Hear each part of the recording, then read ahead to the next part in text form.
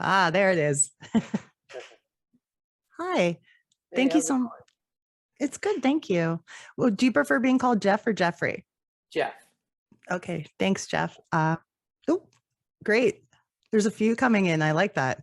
Yeah, I think everybody's going to be on. Oh, that's so awesome.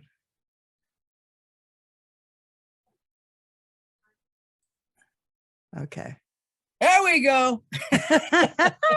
Ah, what's going on, girl? Hi, How you doing? Eddie, right? I'm Eddie. Yeah. Nice to meet you. I'm Nice to Naomi. meet you. How you doing? Excellent. Excellent. Good. I want to make sure before I start, obviously, that everyone's here. Don't want to. Yep. Tony's here. What's Hello, up? Tony. Hey, how are you? I'm good. Thank you. All the way from Canada. Oh, Yes. Yeah. What is the Canada? What do they say in Canada? Is there like a saying or something in Canada? We have a few choice Other words than- being like yeah. something a at the Or end of almost any statement. Yeah. Or a boat. A boat. A boot. Okay, people tell me that I say a boot, but I don't hear it. I think I say Yeah. about. we had a Well, guitar that time- tech, that Neville. time you did. He was Canadian, right? He used to say those things. Who is that? yeah? Neville. He used to say things. Oh yeah. Our Yeah. guitar tech. It's Canadian. He did. He did. Neville. Are you all from Cincinnati? Yes. Awesome. Awesome. Well, I except mean, Charlie. we don't live there now. Well, he's from New York. Where's Charlie from? He's from New York? Yes. Yeah. Yeah. I mean, we're all from Cincinnati, but Mhm. now I'm in LA. Tony is in Cincinnati still. I'm stuck.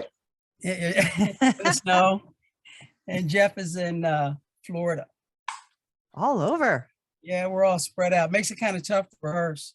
I was going to say, how have you been pulling that off? Can you rehearse remotely? Because I know it's really hard to sync up timing, especially over Zoom. It doesn't seem to work. No, we Make it just till you make it, man. That's it. we record it, and then everybody practices with all the other people. You know, it's On their own. from the recording. Yeah. Oh yeah, making Yeah. it work. Yeah. Guess we we've have had a to little go. time to figure that out.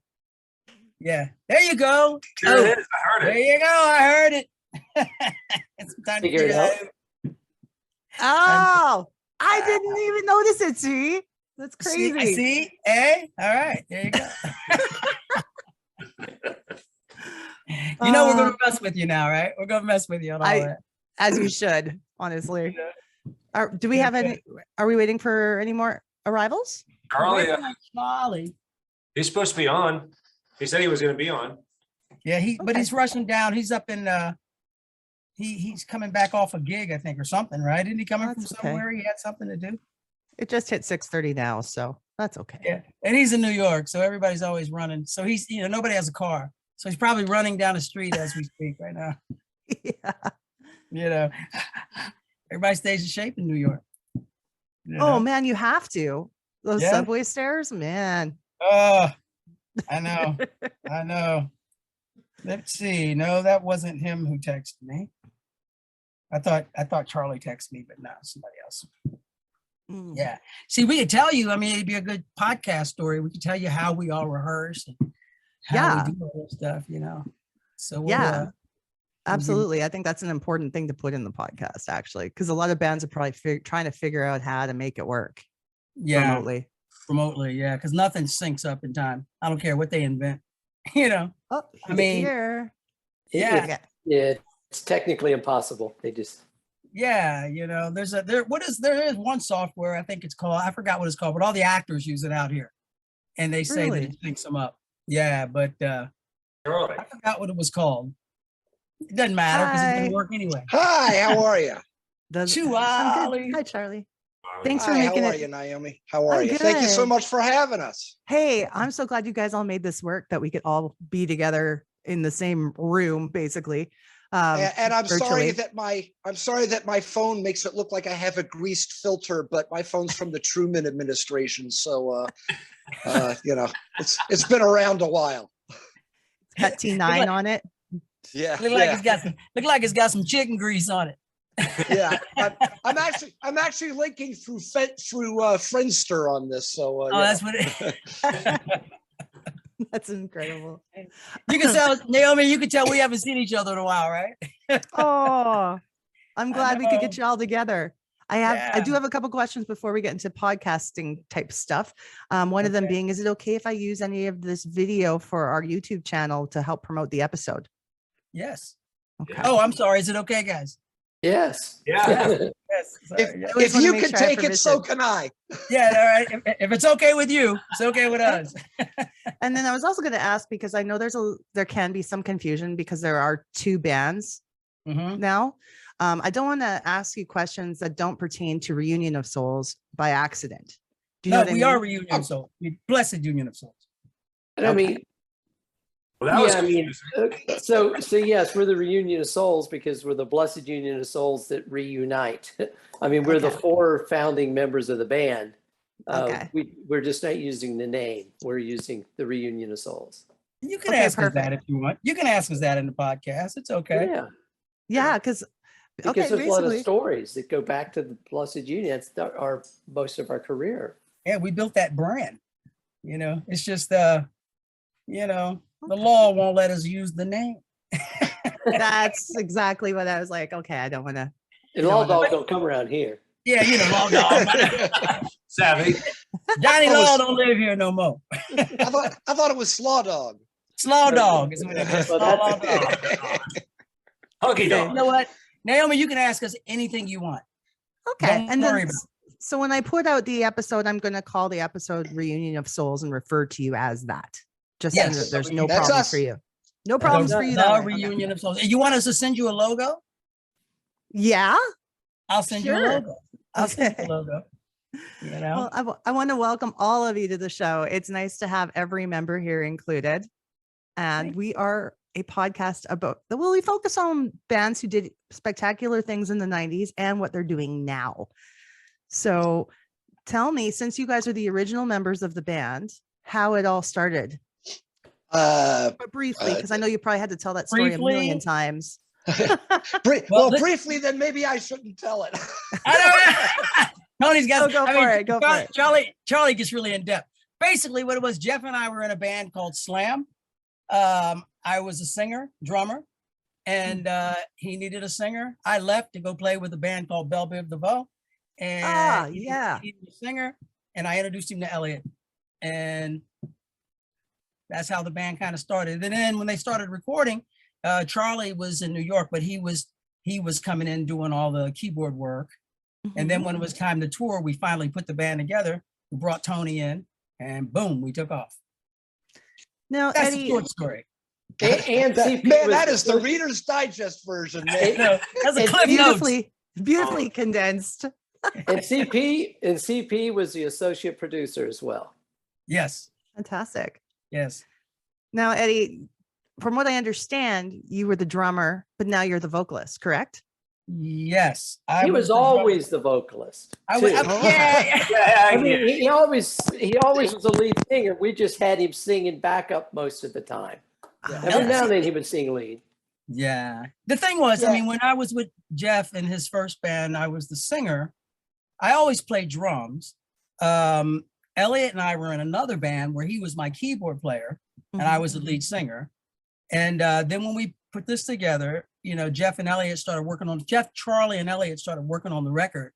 And when the record was done, the single that came out was I Believe. And that was Elliot's voice. So we're like, okay, well, now he's the singer. Let's go. And that's kind of, so, and that's what they're working on. Cause I was in LA. I think I was playing with Sheila E at the time.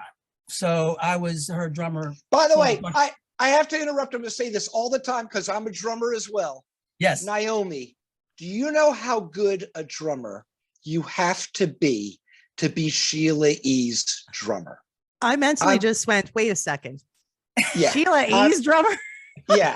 Do you know That's how incredible. good you have to be? And what Sheila would do? She would come to rehearsals and she would go, she wouldn't give me a chart, nothing. Oh, she was Rick Derringer, was she? Yeah, she would give me either a CD or a cassette, and she would say, "Learn this." Okay, and that was before lunch, so I had to learn it. So that when we came back in after lunch, I better have it down. So Oh, I had it down, but the thing with Sheila was, those drum machines, the MPC 60 drum machines, that Prince used a lot, the Lynn, he used a lot of these machines to play those loops underneath her song. Well, it was my job not only to play drums, but to start and stop the drum machine. I was like, Sheila, can you give me like a foot pedal? Because my hands are busy right now.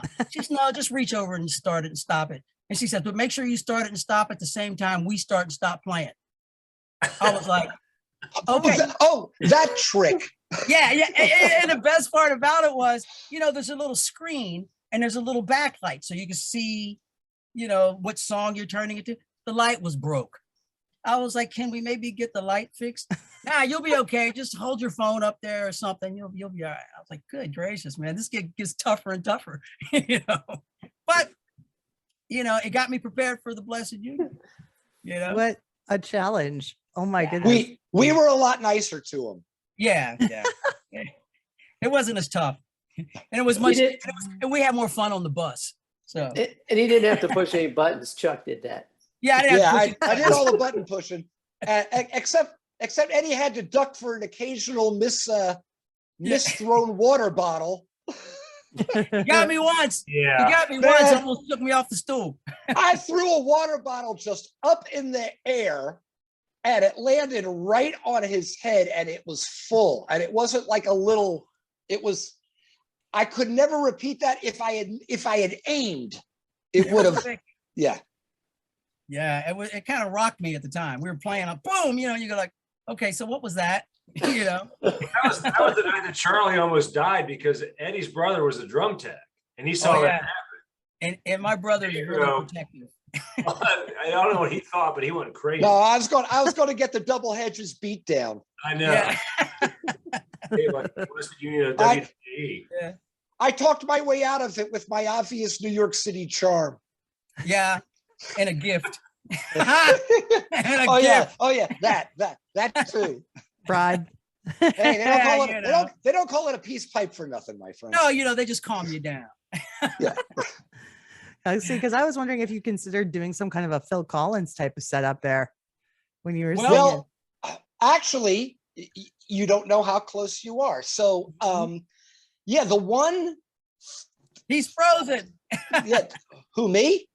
You froze for a second. Oh, okay. I think he really froze. Like it was not tech, it was him.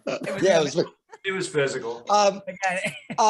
The one thing that I never did with the band that I always considered my first instrument to be drums. I played bass and keys live with the band. There was a little bit of drumming that I did early on in the studio with these guys. But I mean, once you bring in Eddie, what the hell am I going to do?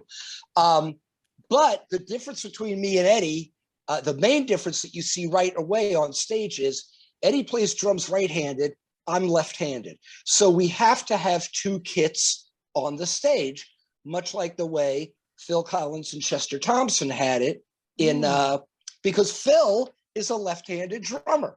So, and a huge influence to me.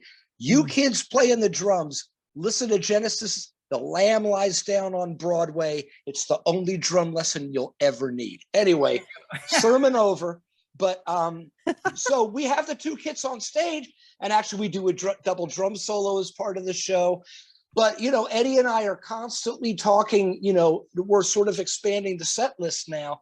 So we're talking about Eddie unusually finds it more taxing to be out in front entertaining people than sitting behind a kit and singing.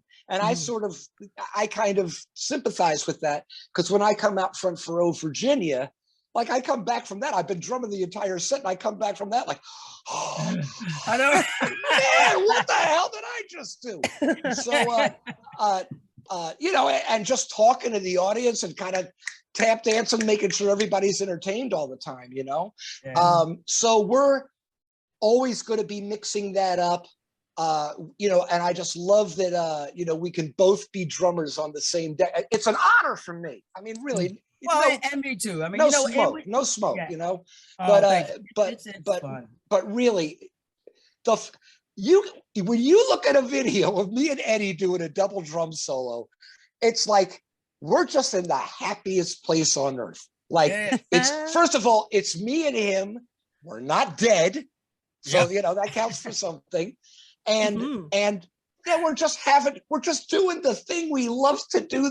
It's just the most awesome thing, and I'm so happy that we get to share that with the fans. You know. Yeah, and the thing is, we just go. It's not like, okay, this is what we're going to play, and then we're going to do this, and then we just go. It's like, I'm usually the guy. Go. Yeah. You know, no, I'm usually the bossy Nancy with like a plan, but then like it's Eddie Hedges, so no, we'll just go play. We'll just go for it. We just play, and it works out. It's really cool. You know, we have some plans for this upcoming show too. So, you know, by the way, I was going to spring this on the guys later, but I'm thinking there's a part of the show where Charlie, you'll start out playing the drums, and then there's a section where the keyboard part plays, and I'll jump back in on the drums, and then there's a break, and then you can come back in, and I'll run back on. It's going to be fun, and I'll tell you which song that is later. I better bring my Nikes. That's it, man. You got to run. You live in New York. You're used to it. Yeah, you know, New York. Nobody walks faster than Charlie, and that's the reason why. Man, when I met these guys, and we're going to like hip injury, just we're you're getting dropped off in parking lots to go to these big like radio stations, and I get out of the car and I go, and the reason, and these guys are walking like they're in like a field somewhere in like central Ohio, just like they're kind of like grazing in the grass. It's a gas, baby, can you dig it? And I like went zip. And they used to think like their first impression of that was, look at that douche, like, you know, walking ahead of everybody else. And I had to explain to them that when I lived in New York in the mid to late 70s, you know, 76, 78, 79, man, you look at the history of that city, and I was a skinny little punk rocker with like the purple, you know, straight up, you know, buzz cut, the whole thing. Yeah. And you had to walk fast.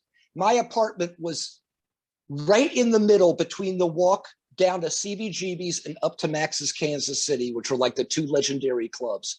And man, it wasn't Indian Hills. Let me just tell you that.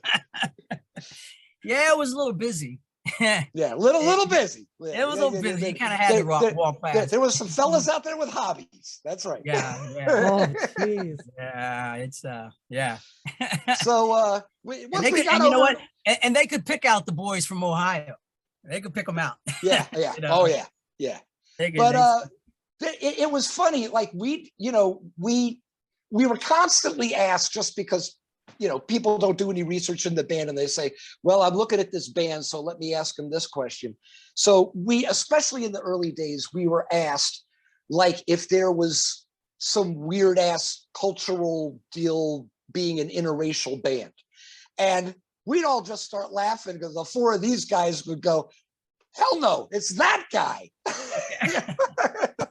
Because, you know, they were so, and, you know, my mom grew up, Yellow Springs is about 50 miles north of Cincy? Yeah, not too far, yeah. My mom grew up like 50 miles north of Cincinnati. I've been out there all the time. So I knew the vibe out there growing up. You know, it wasn't like total culture shock, but that was it. I mean, we used to tell them it's the difference between the Cincinnati Reds and the New York Mets.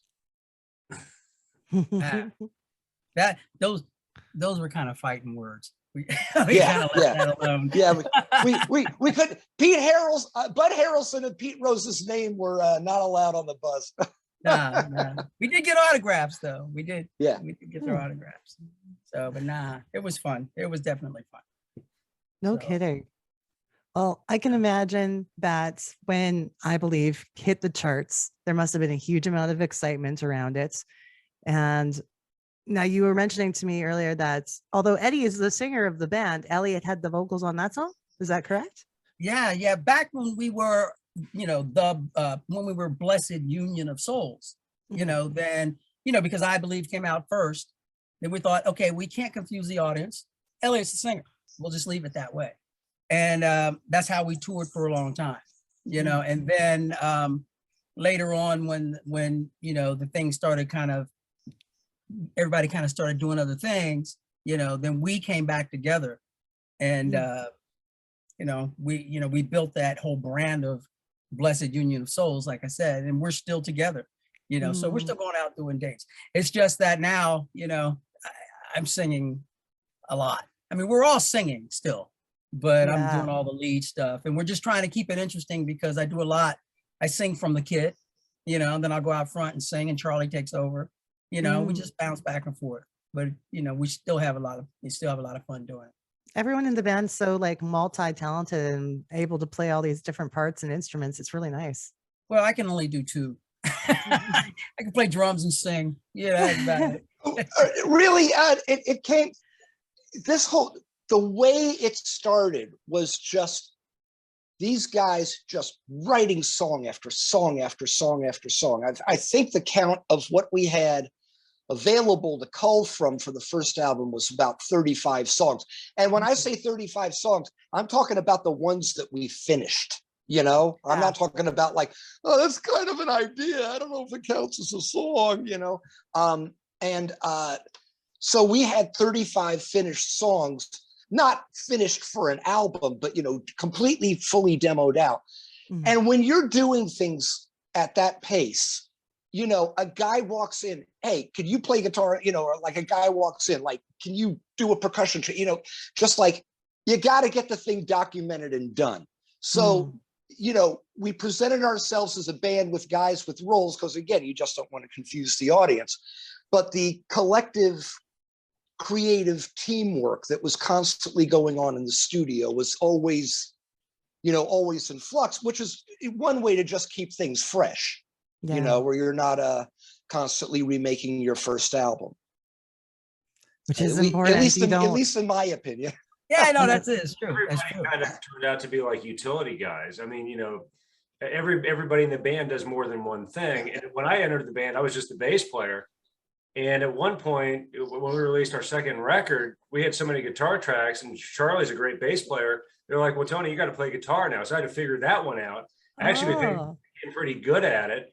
And then I wanted to play in a little bit of keys, I think, on Leonardo Live. And just, like, everybody was able to do other things. Everybody was great at the one thing they did, but they became, everybody became stronger at other things that they were kind of good at. And that I think we were all utility players, all of us. Yeah. Very handy. And this show coming up on July 3rd, we're going to have to do a little bit more of that. So Naomi, I'm springing this on the guys right now. They don't even know. So. I'm liking that you're discussing the show with them for the first time. For the first time. Yeah. Listen. Yeah. So we're definitely going to talk about July 3rd then. I wanted to, I'll get there. But first I wanted to say, I felt that I believe, and I know a lot of people were inspired by the fact that it was ahead of its time lyrically, dealing with the subject of interracial relationships. How do you think that affected music at that time and compared to now? Does the song have the same effect? I think the song still has the same effect. I think that everything has just gotten a little bit out there. You know what I mean? It was, when the song came out, it was kind of taboo. Ooh, don't talk about it. I mean, come on, there's been, biracial relationships for years, and, the problem though, is it started to become uncomfortable because people started making it sound uncomfortable. It's really weird how, to me, it's really weird how somebody can start creating division where you weren't thinking about it before. A group of people can kind of come in and kind of start steering people a certain way. Look, musicians, we're all just musicians. You know what I mean? We don't think of, personally, and I don't, and especially none of us, we don't think of it like that. But I know that when it came out, the original writing, we used the N word, and they were pulling that off the radio. We weren't allowed to do it. So it had to be a brother from the street, And I think what people were missing was the actual content of the N word. And it wasn't so much that, we were being, dark in that sense, but it was like, the song was about Lisa's father, and this is how he felt, and so many others did at the time. I don't think that a lot, honestly, I don't think a lot has changed. I don't think a lot has gotten much better. If Mhm. anything, there's some stuff that's gotten a little bit more twisted. But Yeah. I think that's why what we do, we constantly sing about love. Even the new stuff we write about love. And He's not kidding.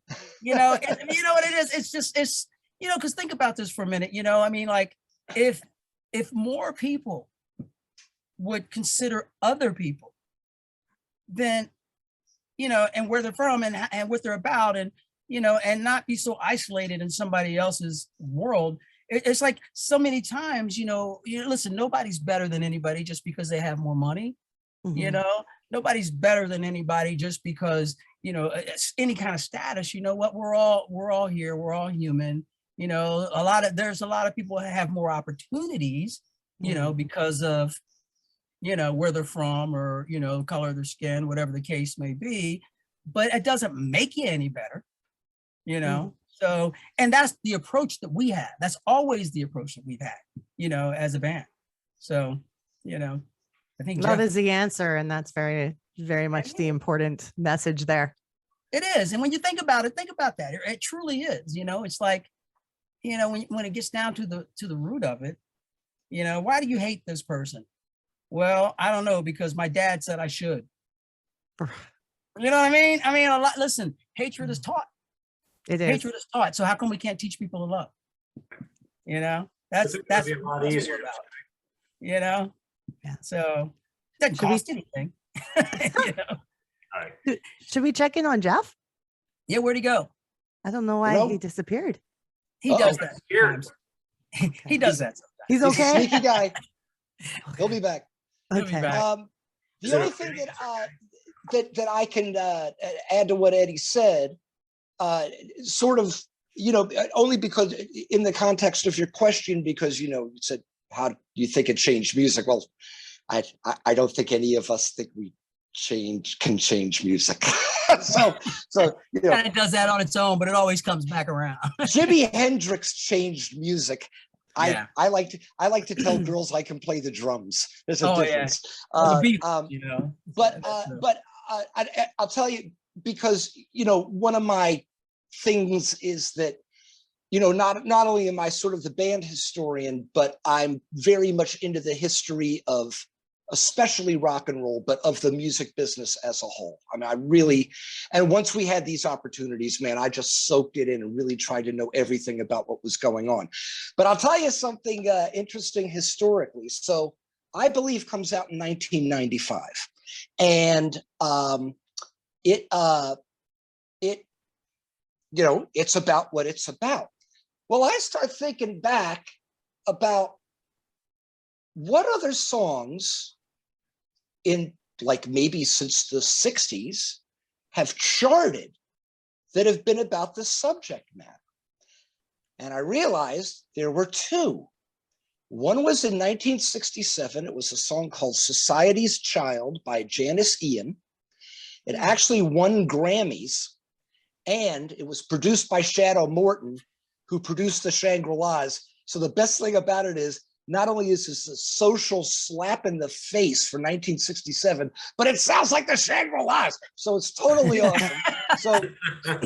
And then That's cool. I don't know, you might remember a band from down the road in Jersey, a band called Stories, I believe in 1973 or 1974, put out a single called The Ballad of Brother Louie.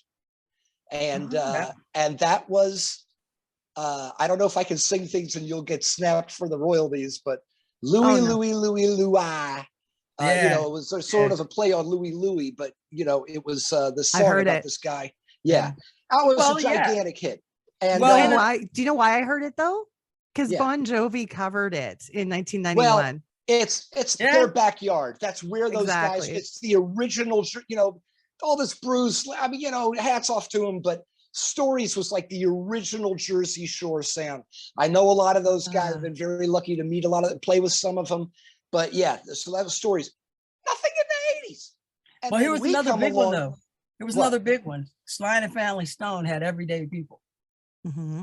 And that, true, but it wasn't a song just about that relationship, you know? I mean, it was about different genres, different people coming together. Right, You know, right. that's kind But- of still in that sense. But what I thought was interesting was I can't really name a song like that in the 80s. I can't. Yeah. Wow. Yeah. And then little old us come along in 1995 with this thing. Now, not only does it go number one, and yes, I'm bragging here, folks, so put up with me. It was the sixth, as in sixth, most played song on American radio in 1995, and that's what that dang song was about. Yeah. And another thing I think is Yeah. I believe it actually had more spins than "Kiss from a Rose" by Seal. If I Yeah. Wow. you Yeah. know. So But somebody at the label, and then I'll just stop right Yeah, there. stop. yeah. Somebody well, at the label. Well, There's a reason why we Anything- call anything- EMI Records. Go ahead, Chuck. Anything Yeah, that goes yeah. into the label isn't usually a good Yeah, conversation. yeah. I know, right? Yeah. There's 1,000 stories to start with that sentence. If anything But- I've learned from but, this podcast is that the record label, the devil. Yeah. you know, let me It's just say different. this. Let me just say this. Satan, at least from the materials that I've read on him, it's a lot more motivated than your average record label. So I'm just saying that, you know. Well, he had an ego too. So there you go. Yeah. There you go. So, you know what's He got it. you know what Hey, doesn't listen, his ego got him kicked out though. So Yeah. there you go. Yeah, you know what doesn't slow Satan down? He doesn't have A&R men. He just has he hosts A&R men, but they're not Yeah. working for him. No. But No. That's funny. Minions. He called them minions. but Naomi, I will tell you this, and this is sort of universal. This doesn't really have to do with, and it's kind of my personal take. I think these guys will agree with me. Mm. We got the opportunity to make hit records, and then we went and made some hit records, and Mhm. your life gets really nutty when that happens. But the big thing, which they don't hand you a book for this, is dealing with fans. You can be in a local band and people can adore you, and you can even be pulling 1,000 people in a club. But even with that, they're kind of like all your pals, Yeah.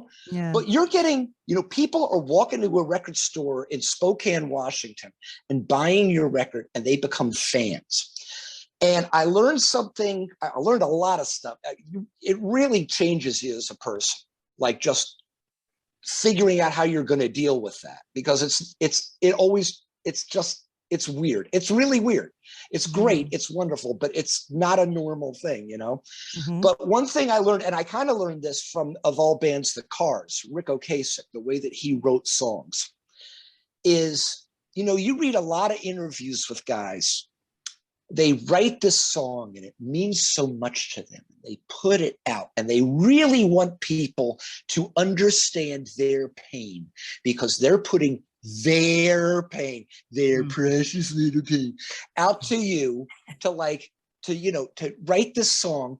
But you know what? Soon as that kid hears that song on the radio, it's not your song anymore, pal. You've given it to them. Mhm.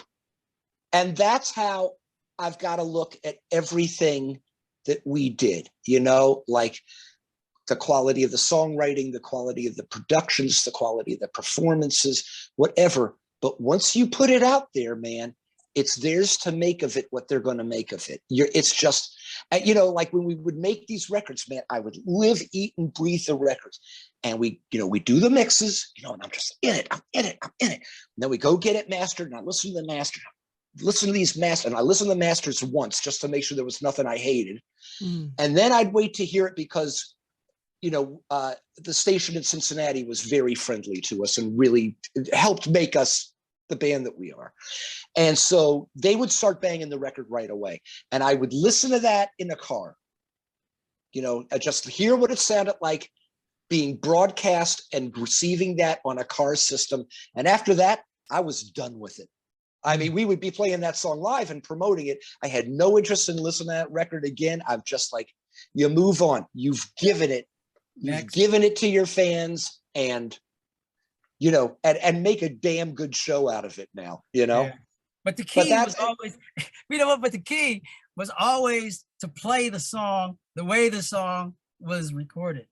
Because Yes. some bands, we remember the time we did the show with Bruce Hornsby. And Oh he played, man. that's just the way it is. Do you see? like- Do you see the Home Alone face I'm making here? I know, right? He was I'm well. like- Bruce had been partaking a little bit. I think on. I was like, dude, what is he playing? And then he's like all over the place. He's Then all of a playing- sudden you Eddie, hear, Eddie, that's just the way it is. I was like, no, it isn't. That ain't how it Eddie, is. not it's the called way it is. bebop. He was playing bebop. Yeah. But then Oh, you know what? Jazz. I mean, now here's another one. The guys from the Rembrandts, you know, Danny I and love Phil. them. I mean, Phil was like, he didn't even like the song. I was like, Phil, he says, I hate playing this song every night. I'm like, dude, you'll retire off of this song. It's the Friends theme song. They're going to play forever. You don't have to worry about it, you know? Yep. And these guys- Naomi, I love those guys, but do you know what, man? Do you know what they did? So this is the first band that we're on tour with, and we're opening up for the Rembrandts, right? And the Friends theme is just knocking it out of the park. They hated that song so. And by the way, the two guys they had as a rhythm section were the best you could Oh, get. The nicest guys, and I mean, I'm telling you, A-list doesn't cover it. These Yeah, guys, yeah, the dudes right. that they had. Mm.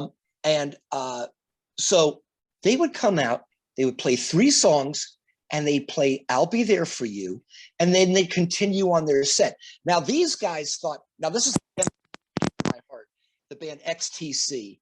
Yeah. And these guys thought they were the American XTC. And I gotta say, a lot of their other material sounded like the American XTC, which I wasn't hating, but they played I'll Be There For You 4th. And by the end of their set, Yeah. Oh, Wow. Yeah. everyone went to go get a drink and a fellas, bathroom break. Yeah. Well, they only had one other single, right? I mean, they had. Yeah. The that's way it just- is, What was it? baby. It was a pretty. Yeah. It was like a cool little jam. I remember That's that. just the way it is, baby. I love that yeah. song. Which That actually was a great song. Which sounded like Squeeze. Yeah, yeah. I mean, that was Oh, that yeah. was a great song. You know, those guys were wild though. I think Oh, well, we got away with it, but we stole a car. Who was it? Was it Danny or Phil? Who was I with when we stole that car? you and Phil. Oh, I forgot Yeah, about Phil? that story. Remember, we were at this club We were and in there was Portland. this dancer. Let's just say this dancer. And she was a little full of herself, you know. So but when she came back by the hotel after her dance show, you know, after they put the pole away. She came back to the hotel and she was just snotty. And she left her car running in front of the hotel. And we looked at it and went, okay. So we just jumped in and took off. We almost got to, hey, You listen, can get arrested for that. we almost got to Canada. We almost got to Canada, you know, because we were just driving. And we were like, and then all of a sudden we were like, I mean, the bridge was right up there. We were, where were we? We were in Were we in Portland or? or somewhere. We were almost in Canada. We Yeah. were somewhere. Yeah. And we were like, we were going to go across the bridge. I was like, wait a second. What time is lobby call for you guys? You know, we're like, we got to be on the bus at 6 a.m. It was like 4, you know. Ah, I think we should probably turn around so we don't get left. Yeah. I've been left before, so it's not a good thing. You know, I got left in Pennsylvania once. So, you know, I got And off how the did- bus to use the bathroom and I didn't put my hat in the seat. There's a rule. When you get off the Oh. bus, you know, you have to put your hat in the driver's seat. So he knows that you're not back yet. okay. I just, you know, it was, I don't know, sometime 5 a.m. or something. The bus stopped the fuel and I had to use the bathroom and I ran in real quick, didn't take my hat off. I came back and I saw the bus. It was unbelievable. I was like, and it was a Sunday. The office was closed. Remember that? I was like, oh man. And I went back in and I called the office. Nobody answered. I called the manager Oh, and he yelled at the bus driver. The bus driver let him have it because it wasn't his fault. Mhm. And I was like, oh, well. So I went back into the trucker's lounge and I sat down and watched some Eddie Murphy movie or something, Metro or something. I just sat there and waited. I was like, I know they got to come back and get me, you know? So, you How far know. did they make it? Cleveland, right? Did you guys get to Cleveland or something? We were literally driving, on Route 8090 through downtown Cleveland when we got the call. And the gig was in Cleveland, right? Actually, I Oh, just spoke to Bobby the other day, so I got Bobby's our driver. He was the bus driver. Bobby was our driver. He was basically the sixth blessed union, yeah. Hilarious. He was so family. He was so family. His family, and these Nashville bus drivers, man, they got a saying for everything, and most of them I can't say on your podcast. Right. But yeah, so he was driving, and this is early in the morning. I mean, we stranded Eddie. It was still nighttime, I believe. Yeah. And so, I mean, the sun had just risen.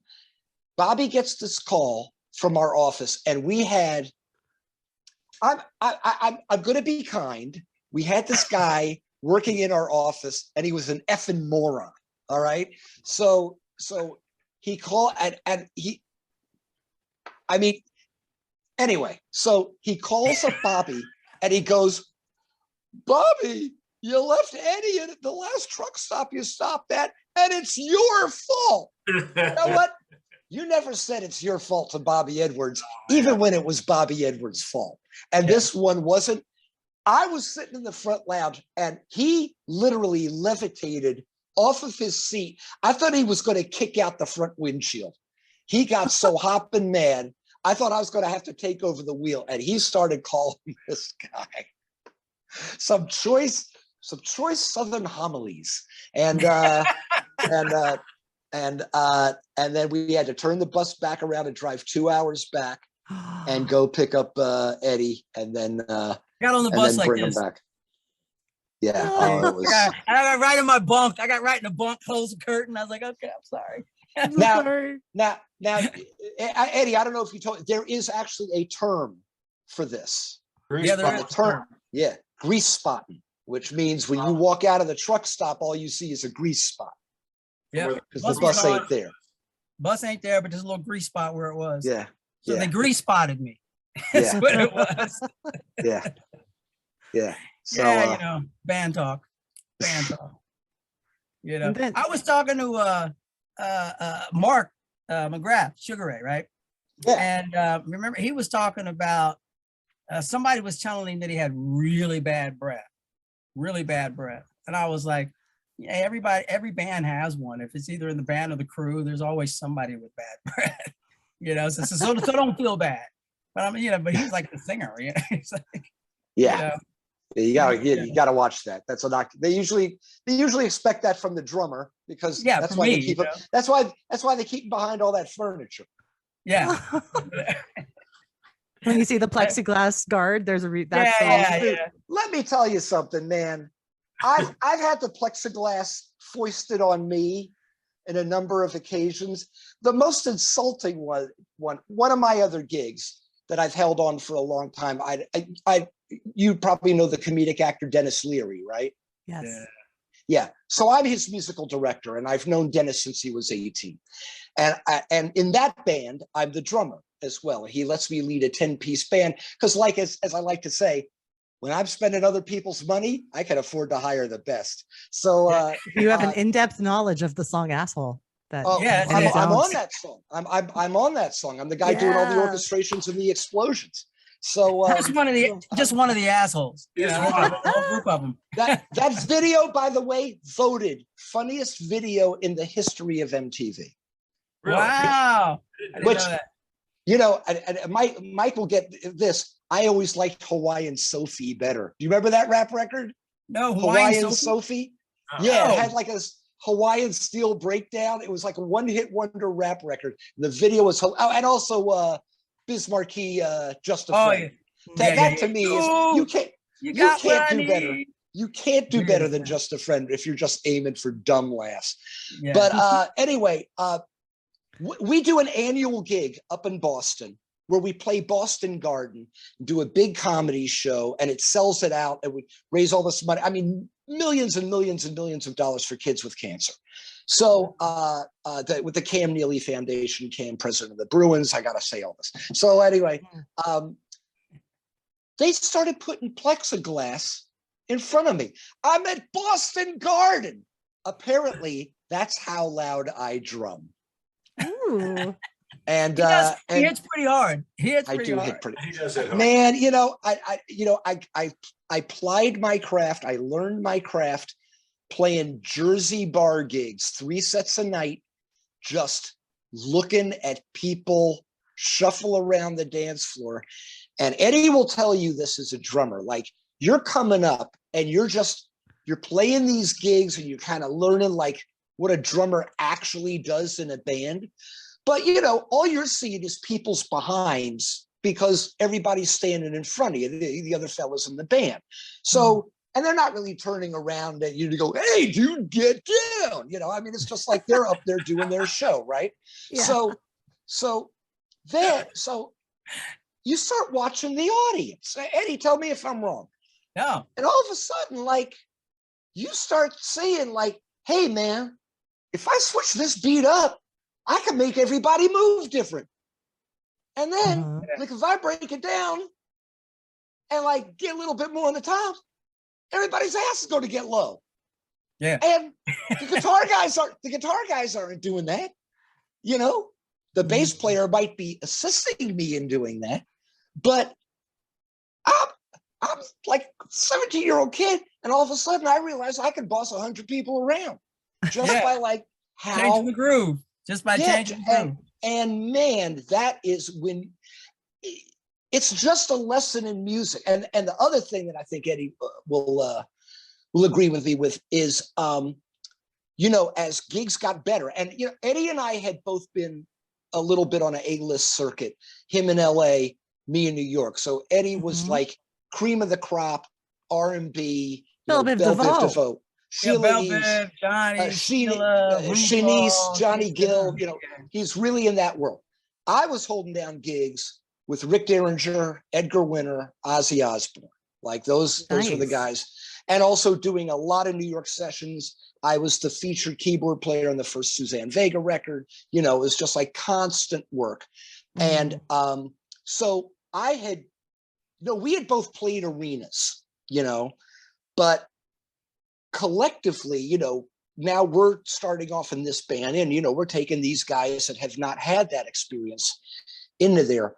And man, you learn so much. If you're fortunate enough to get to play what they call the big rooms, which are like theaters above 5,000 or arenas or stadiums, and you got your show down enough that you can listen to what's going on, like, just like how what you're doing is rolling out over that audience, man, that is the final chisel in like making you kind of like a rock solid performer on that level. And if you listen to records from the early 70s, like, that was a time when guys would make a record and then 2 weeks later they're playing stadiums, It's like, bands like Foghat, Humble Pie, bands like that, just like all of it, even Sabbath, just like Come to America, bang, you're in arenas. You're not playing theaters. They played the Fillmore, and then they're playing arenas. So, and there's, I play with all different kinds of musicians here, but the guys that I get on gigs with who have played the big rooms, there's a zen to the way that they play. Like they're playing a lot, but they ain't playing nothing, And I know that Eddie knows this vibe as well, just like, but you get that experience. And that really, like, especially after we put out Walking Off the Buzz, where we really got, there weren't a whole lot of bands back there that got a second life. And we saw a lot of bands that did not deserve this to really coast for years and years and years and years and years on one effing song. I mean, yep.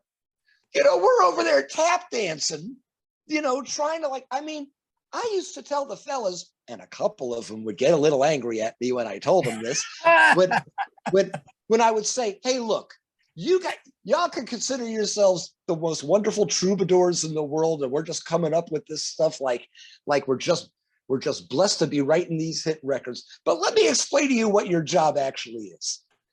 Said at 8 o'clock in the morning, the radio station's going to play a 2-minute commercial block. And then there's going to be 4 minutes of dead space. And then they're going to come back and they're going to play 4 more minutes of commercials. Your job is to come up with something better than the guy that Christina Aguilera hired to fill up that 4 minutes. And if you don't, then we've completely messed up. So don't kid yourselves about what our job is. You've just got to come up with a better 4 minutes than Christina Aguilera. Can you do it?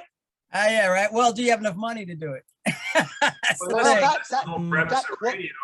I mean, that's the whole premise of radio is to sell advertising. I mean, it's like, Yeah. you know, But the that was the rock thing stars that are we really were. just the advertisement for the advertisement. That's all it is. Mhm. Yeah. Yeah. But that was the thing that we were really proud of, is that we launched this factory out of a cinder block room in Cincinnati, Ohio, on the banks of the Ohio River. I mean, I'm not being romantic. That's exactly what it was. Yeah. And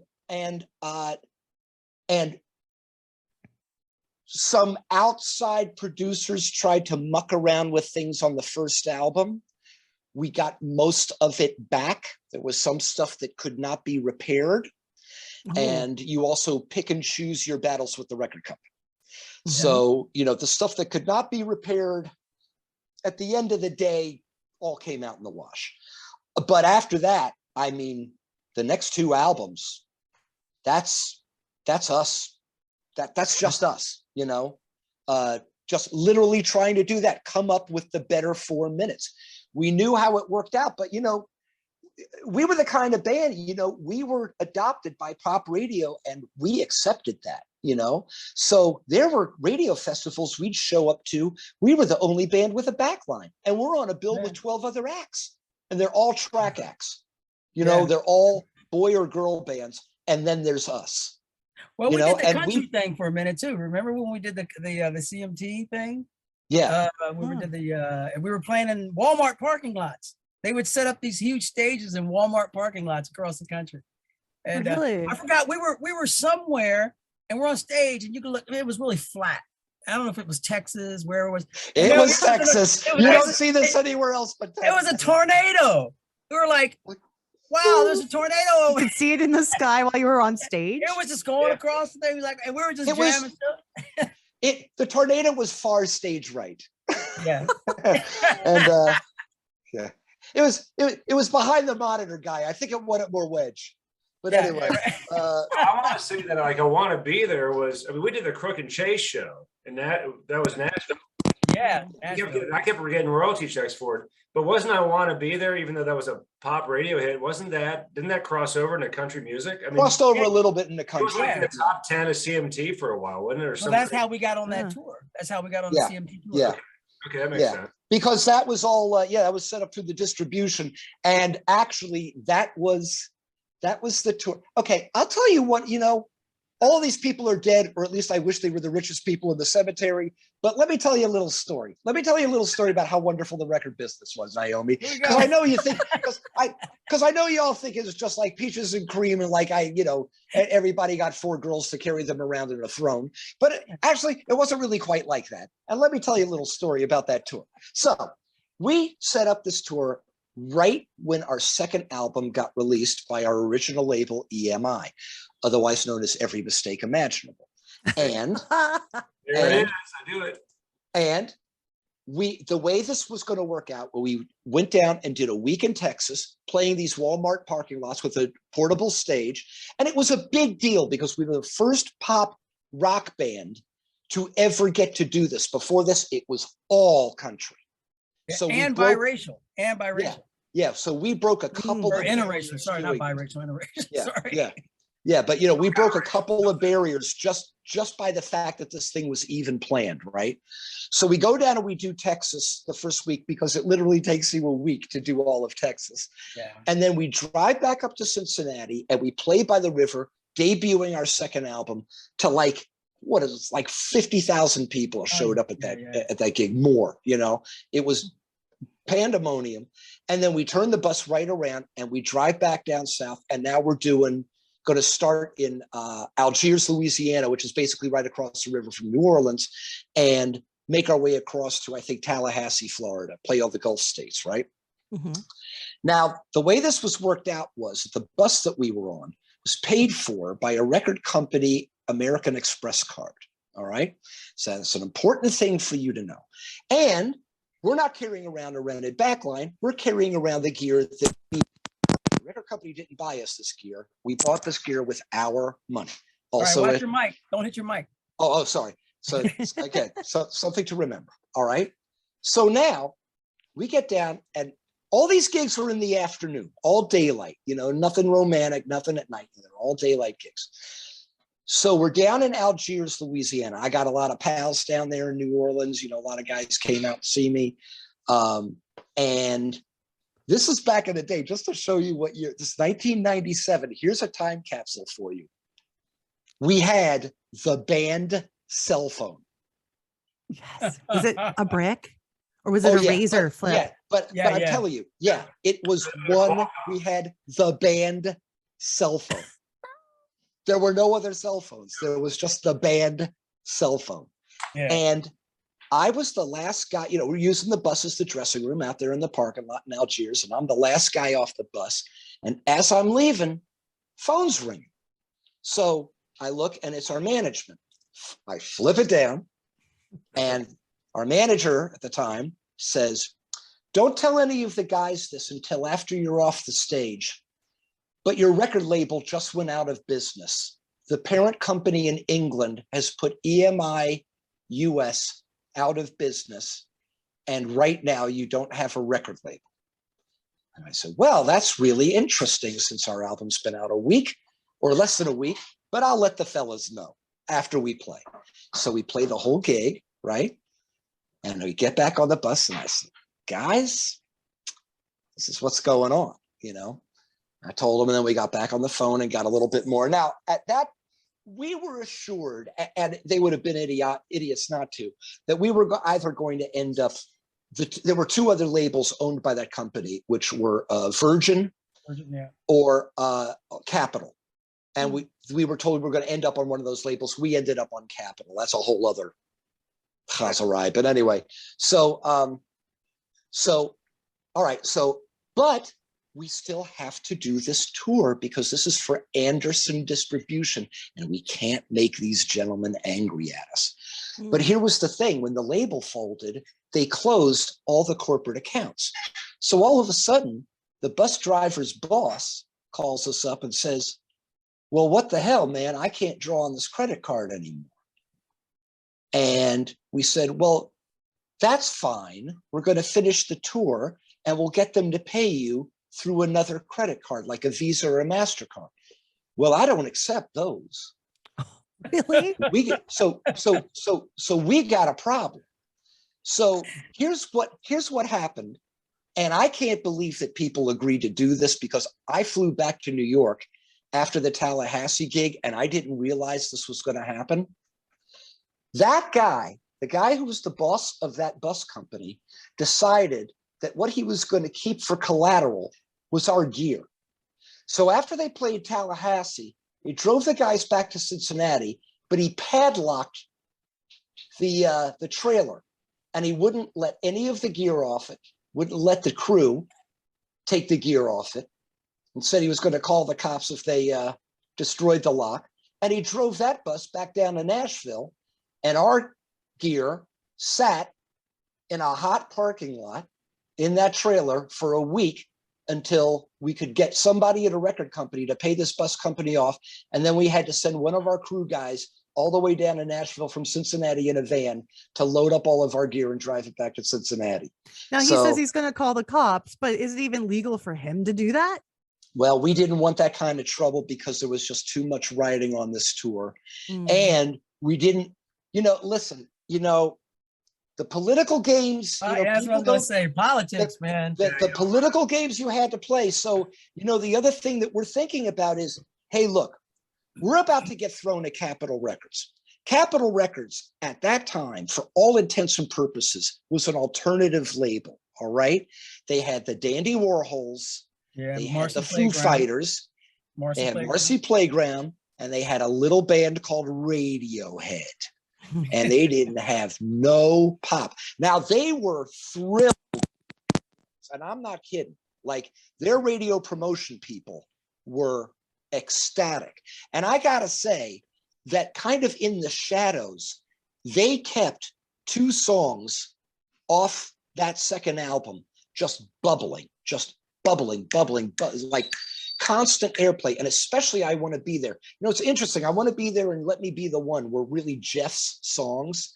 And those songs, I think, were our most, they weren't our biggest hits, but a lot of radio guys said they were the most recurrent hits because of the grooves in them. But Jeff's songs really kept us on the radio, even when we were not producing, you know, like between records and stuff. And they really did write for, but that's just a little story about how the record business worked. And yeah, we just didn't want to make any waves because now we're coming in. And here's the thing, when you're foisted on a label, you're nobody's pet project. You know, nobody there has any pride in you. They didn't develop. They didn't develop. You're the redheaded stepchild left on the porch where maybe they can ring you out and a couple of dollar bills will come out, you know? And here was the thing, because we're on this alternative label, and especially like the Foos and Radiohead are just kicking it, right? So, you know, it gets to be like these big radio promotion seasons, like like Memorial Day, 4th of July, Labor Day. And then like you get into the Christmas season where every radio station, pop radio station in America is pretty like their Christmas jam, you know? Yeah. We played in December of 1997. We were bounced around the country from coast to coast, playing all of these Christmas jams that they wanted the Foo Fighters or Radiohead to show up. These guys weren't going to show up for a pop station, play for these guys. And we went and played for them. But here's how the record business works, Naomi. They wanted radio. They wanted Radiohead. And Capitol Records said, well, will you keep playing this crossover Radiohead record if we send you Blessed Union of Souls? Yes. Do you think the money that they spent on those plane tickets got charged to Radiohead? Because I found out how much they spent in plane tickets in 1997 dollars, and it was $60,000 just for the month of December. Yeah. And guess who's still paying for that? You. Yeah. Yep. So this is how the record company worked. You know, this is how record companies worked. Yeah. Hey, what can you Give do? you everything on a platter and then you get the bill. Well, you know, Yeah, it's, exactly. it's literally the worst bank loan you ever signed. Yeah. You know, Yeah. it's like, that all the time. yeah, it's literally like you sign a bank loan to buy a house, and instead the bank tells you how to build the house and what color it needs to be, Yeah. and who's not allowed to come in. Yeah. And even though right now everybody says, you know, it's the worst thing in the world. You don't want to sign a label. You don't have to sign a label because all these things are available to you now. That you got your social media, you got your this, It's you know, a mess now, man. you know, you got Sound Exchange, you got, you know, Songtrust, you got blah, blah, blah, blah. Yeah, but you don't have the money the labels have, nor do you have the connections these guys have. And politically speaking, you know, you don't have enough money to get in that political arena that the labels have. Yeah. So I mean, you better write a hit. Yeah, you better write a hit that people can grab onto. And because this is the thing, the new record labels are the TikTok influencers anyway. You know, so you got to get an influencer. And the labels will admit labels will admit that to you. Yeah. Just the one good thing that record companies could do, and nobody else has been able to do this. Everybody in the world would know who you are for 1 week. Yeah. And the question would be, hey, jerk, what are you gonna do with a week? Yeah. You know? Yeah. I mean, at that point, but you know, when I worked with Ozzy, and listen, I gotta say, we had ups and downs with our management, but they did keep us on the radio. And the one lesson I learned from being in Ozzy's band, because I really got on great with Sharon. I just thought, you know, and she really is the powerhouse that she comes on to be. But, you know, we'd be talking about, you know, and she knew I was really in the history of these bands, and especially like all the Sabbath era things. I'm very influenced with that coming up as a kid. And, you know, and I would say like, hey, but whatever happened to like so-and-so, whatever happened to Savoy Brown, you know, whatever happened to, you know, whatever band it is. And she'd go, Charlie, There's only three things you need to know when you ask a question like that. Whatever happened to a band? And the answer is always management, management, management. You know, and it's really That's true. yeah. That's true. And I gotta, you know, our guys were really adept at keeping us on the radio. In a certain way, it was kind of our undoing because they were always smarter than the radio promotion guys. And their big mistake was they kept telling the radio promotion guys they were smarter. Yeah. You know, don't mess with somebody's ego when they're spinning the record. As Eddie Hedges can preach to you, pride goeth before a fall. Goeth before the fall. That's right. Amen, brother. Oh, these are the kind of experiences that I'm just like, I'm doing this for, to hear these stories. Like, wow, it's incredible. Oh, yeah. Well, we got other stories too, but I can't tell them to you here. Now, hey, listen, we can't tell you the story about, we went to a Germany gig where we started off. They took us out. Now we have to do a gig the next day. The day before, they take us out to these Sotheby auctions, right? So we're doing these Sotheby auctions, but we start early in the morning and they break out the champagne. Now, we're drinking champagne from like 8 o'clock in the morning until they take it to some bar. All I remember was we were in this bar now, and I'm not much of a drinker, so I'm a really, really lightweight, but we've been sipping all day. Mm-hmm. I go, and we were with, was it Collective Soul? Who was the guys we were with? Collective Soul. And there was an alternative band. They were from New York. I hated them. And I hated the people in them, but I forgot the name of the band. And they were just the darlings of Darlingville, you know? Yeah. But the Collective Soul. So we end up in the club together in this bar and drinking and partying and drinking. And the next thing I know, I'm out on the bench. I had to get outside and get some air because I'm like, okay, I have never, you know, when the first time you get trashed and you're like, okay, I wasn't trying to get here. You know, I just wanted a little buzz, you know, and now you can't control nothing and you're throwing up all over. So I'm sitting out on this bench and we're in the Black Forest in Germany somewhere. Next thing I remember, I'm in my hotel room. I woke up the next morning in the hotel room. Don't know how I got there. And it was one of those rooms where it's like a tri-level hotel room. That hotel was nuts. It was crazy. Got my room in there. I don't even know how I got around it. But there was a trail of throw up from my front door all the way up the steps, around, all right up to the bed. I'm like, it was the Hansel and Gretel principle. Eddie needed to find his way back. I find my way back to the front door, follow the puke. But it was it, man. But there were these, and the crazy thing is, I watched the video of the show that we did the next day, and you could just see me sweating liquor. I was just playing. Man. I was dying. Yeah, we was were dying. playing this live television show. It was in Baden-Baden, Germany. Yeah. We did Jimi Hendrix, Them Changes. Oh. In the middle, we did a drum solo, and I walk behind Eddie, and all I can smell is wine. Yeah. After the show, I'm like, "What was it?" He goes, "That's me." Is this It was coming sweating out of me? I guess you probably didn't have much of a chance to get food in you either. Oh, No, man. not Naomi, much. Hey, you know what? We did. What was it, like 5 countries in 6 days or something like that? Yeah, It was that was the second promo tour. Wow. Yeah. It was nuts. They did give us a little bit of time off in Amsterdam, though, so that was kind of weird. Okay, you got a couple days off in Amsterdam. But Naomi, when we went over, took the whole band over we did this really short German tour, and it was mostly promo, which we were doing a lot of television.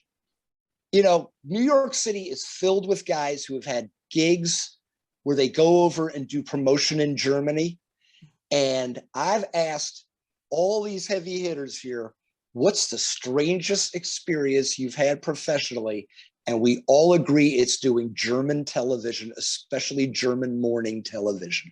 They have some freaky shows. Yes. It's literally like you're on acid. Nothing makes, I mean, they'll have an oompa band, and then they'll have like some little kids like dancing to like a hard techno track, and then like a dog act with some magic, and then blessed you your souls, and then like, you know, it will be like, you know, another thing. And it's just, And you're just But you know what thing that got me the Sprockets. most was when you're sitting in a hotel room, I'm in the room and I'm watching TV and I'm watching these commercials. There's a shampoo commercial and this woman's in the shower. This woman's in the shower. Yeah. And you see this woman, it's a shampoo, and she's in this butt naked in the shower. I'm like, can they show that on TV? I'm like, I want to get that shampoo. You know, really? yeah, exactly. That was going to be my point, Eddie. You know what happened after that? They sold a lot of shampoo. They sold a But lot of Europeans are very open to nudity. Yeah. Yes. Are. Yes. Yes, they Yes. are. We've been. I've been in these off years. I've been very blessed to go over to Europe a lot with. He's now retired, but a guy named Garland Jeffries, who you might remember, as his keyboard player for years and years and years. And also my band I had called the Liza Colby Sound, and we were going over there and playing. And it's fantastic over there, man. It's just, and I gotta say, the other country, because Eddie and I were there a lot in the late 80s, and then I wasn't there until like 2016, maybe 17, and then I was there 2 years in a row. Japan is like a completely new country now. It's just completely different. And what is different about Japan, Naomi, I think you'll like this, is that women have kind of taken it over, which was only an improvement, would only be an improvement. The first time I went over there in the late 80s, if I had even suggested that maybe a woman should be working front of house or running monitors, I would have been laughed out of the theater. And these last 2 times I've been back, like just everywhere. It's just, it's gotten the whole, it's such a fresh new thing. And man, I'm constantly waffling between what is the cooler place, Berlin or Tokyo. It's like both of those cities are just, and very much for different reasons, and both in their own very different ways. But there's parts of Tokyo that are just like, you just can't believe it. That's my number one bucket list trip is Tokyo for me. You gotta go. Yeah. You gotta go. And you know, when you go there, you know, you're going to be expecting everybody to be like this big technological thing and, you know, trains coming out of buildings and, you know, just like completely insane stuff. But one of the greatest things in Tokyo, man, you got to go to the parks. The parks are insane. And it's like, they know the park is in Tokyo. So the whole point of the park is, let's forget that you're in Tokyo. You know, it's not like Central Park where you're constantly surrounded by like all these gargantuan buildings, which is a cool effect. You know, don't get me wrong. I love my city, but the whole point of the parks in Tokyo is like, okay, now you're in the park. You're not in the city anymore. You're in the park, you know? And oh man, it's just awesome there. And both those cities, they're hard to find a bad meal in. Well, I tell you where it's hard to find a bad meal is Italy. Oh, everything in Italy. When we went to Italy, we went to Italy. It was something else. I don't care where you go to eat. It all just tastes great. Right? I don't understand. It's the soil or something. I don't know what it is, but it's great. We did when we went to Italy, we did some of the strangest promotion things we ever did on television. And Tony wasn't with us on the first trip. Oh, yeah. So, well, you know, because record companies don't want to spend money. So, and I got to say, they kind of spent money on us on these trips. Like everybody had their own room, you know, again, it was them trying to put us, So we had to go play in Parma at a castle. And we're playing, I believe, and we had to lip sync it. And these European record guys didn't appreciate, I mean, look, not that I need my butt kissed, but, you know, but they didn't appreciate that was kind of an insult to ask American band guys to do. You know, it's one thing if you're playing bandstand, that's Dick effing Clark, you know, but I mean, really, you know, heart to heart. That's very commonplace on shows like Top of the Pops and. We played live on Top of the Pops. Harumph. Pulled that off. Good. But and Celine was there though, and Celine, but she did a track.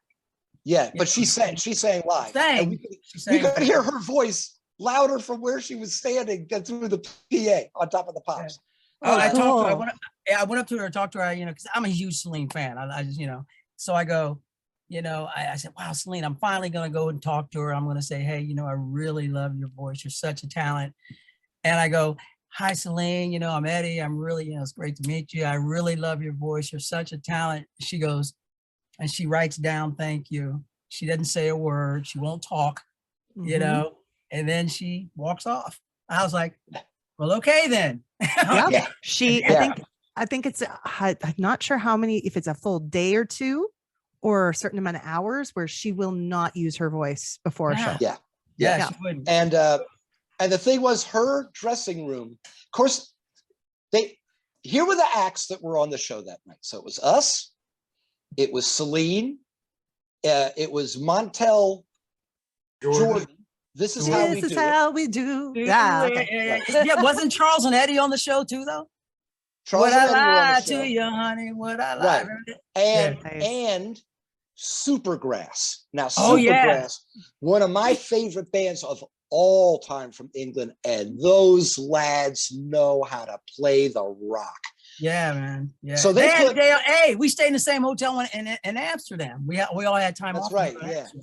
So they put our two dressing rooms were next to each other, and Celine's dressing room is across the hall. So rock bands are rock bands. So it's like, two guys start talking outside the room, and then pretty much like all the band guys are just out in the hallway, and we're all just having a nice chat, about whatever the hell we're talking about. Celine comes out of her dressing room and sees all these rock guys there and just kind of hugs the wall. Goes down the hall. Like she doesn't even want to breathe the same air as us, But yeah, we got our way on that show because we were just playing I Believe, acoustic guitar, digital piano, and shaker, singing live, and the shaker, and we just played it live.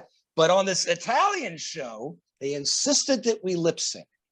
And the label guys from Italy, they were the nicest guys in the world. And one of the guys, I think he'd actually gone to the University of Indiana, like spoke perfect English, and sorry, things keep popping up on my phone here.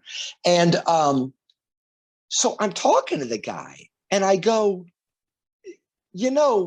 I understand there's technological considerations, and it was raining, so we had to do it in the rain. So it's raining on this piano that I'm piano syncing on, and I go, but it's we're American musicians. We want to come here and play, and we'd rather play this live. And the guy looks at me and he goes, oh, but lip syncing is so much better. And I go, well, why do you say that? And he goes, well, what if you made a mistake? I said, who else are you signing, dude? Yeah. Oh. So, and then that's the magic of it. You find all the beauty in the mistakes. Are you kidding? I know, right? Yeah. Well, not only that, I said, dude, I learned my craft in a state called New Jersey. There's not going to be any damn mistakes. There's no mistakes here. We've done this That's before. true too. Yeah. Wow. Anyway, That was a great gig. How would it be any fun for a musician at all to just be doing the lip sync, the fake plug-in like that? There's no fun in that. Here's what was worse. And this was on the second promo trip.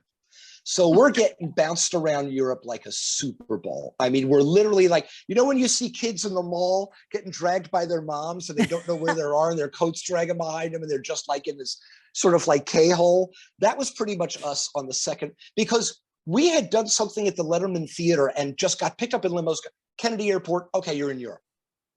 What? Okay, yeah, we're back in Europe. Yeah. So they fly us to Spain. All right. And that's the first time I'd been in Spain. And just for a little history, Spain had really been off limits to the United States while this guy Franco was running it. So it was very recently open to like, sort of the West and what the West was doing. Or the whole culture. And And the people there are beautiful. The country's beautiful. I've spent a lot of time there in the last 10 years, and it's the best rock fans in the world in Spain right now. Just really appreciating the art form, the whole thing. They're just down with it, But so we go there and we're do this television show. First of all, the audience is literally the prettiest girl I've ever seen, except for the one standing next to her, except it was like a room full of like you just didn't know where to look. And when you signed, we were set up on this big island, like it was up in the air, and we're set up on this thing in a circle. And they were coming up to us with like little booklets to sign, and you'd sign them. And these chicks were up front, man. The Spanish girls don't mess around. They'd grab your head. I go, well, the first time that I was just like, oh, sister, what? Whoa. And then just bang, bang, bang. It's just like, so, that's before. So now we're playing. So, they've given us a nice little setup to do, I believe, do our lip syncing, I believe. And I've got one keyboard. We get, and Eddie, I don't know if you remember this, we get halfway through it, stop audio. Yeah. I see all the technical guys are talking. Guys come up to me and say, well, we have a problem. Well, what's the problem? Well, it's the piano, right? Yeah. Goes, also the strings. I go, well, that's an orchestra, man. That's Cincinnati Symphony Orchestra, which is who it is, by the way. Play on that, that's an orchestra. They go, you have to play the string part. I go, what? What are you talking about? We're getting you another keyboard. And they had this argument with me. They said, now, it was hard enough to play the piano part in that song. And now they want me to play. Those other three guys are crying. They're laughing so hard. And I just look like I'm failing my SATs all over again. It's just like, it's the dumbest thing. And this is happening to me in a room full of 100 of the most beautiful women. And it's, of course, and I had to, my left hand just looked like I was slapping the keyboard with an octopus, it was the worst. Anyway, that's where you take your chances when you do international promo. Yeah, that's, you take your chances when you do promo. Right. Yeah.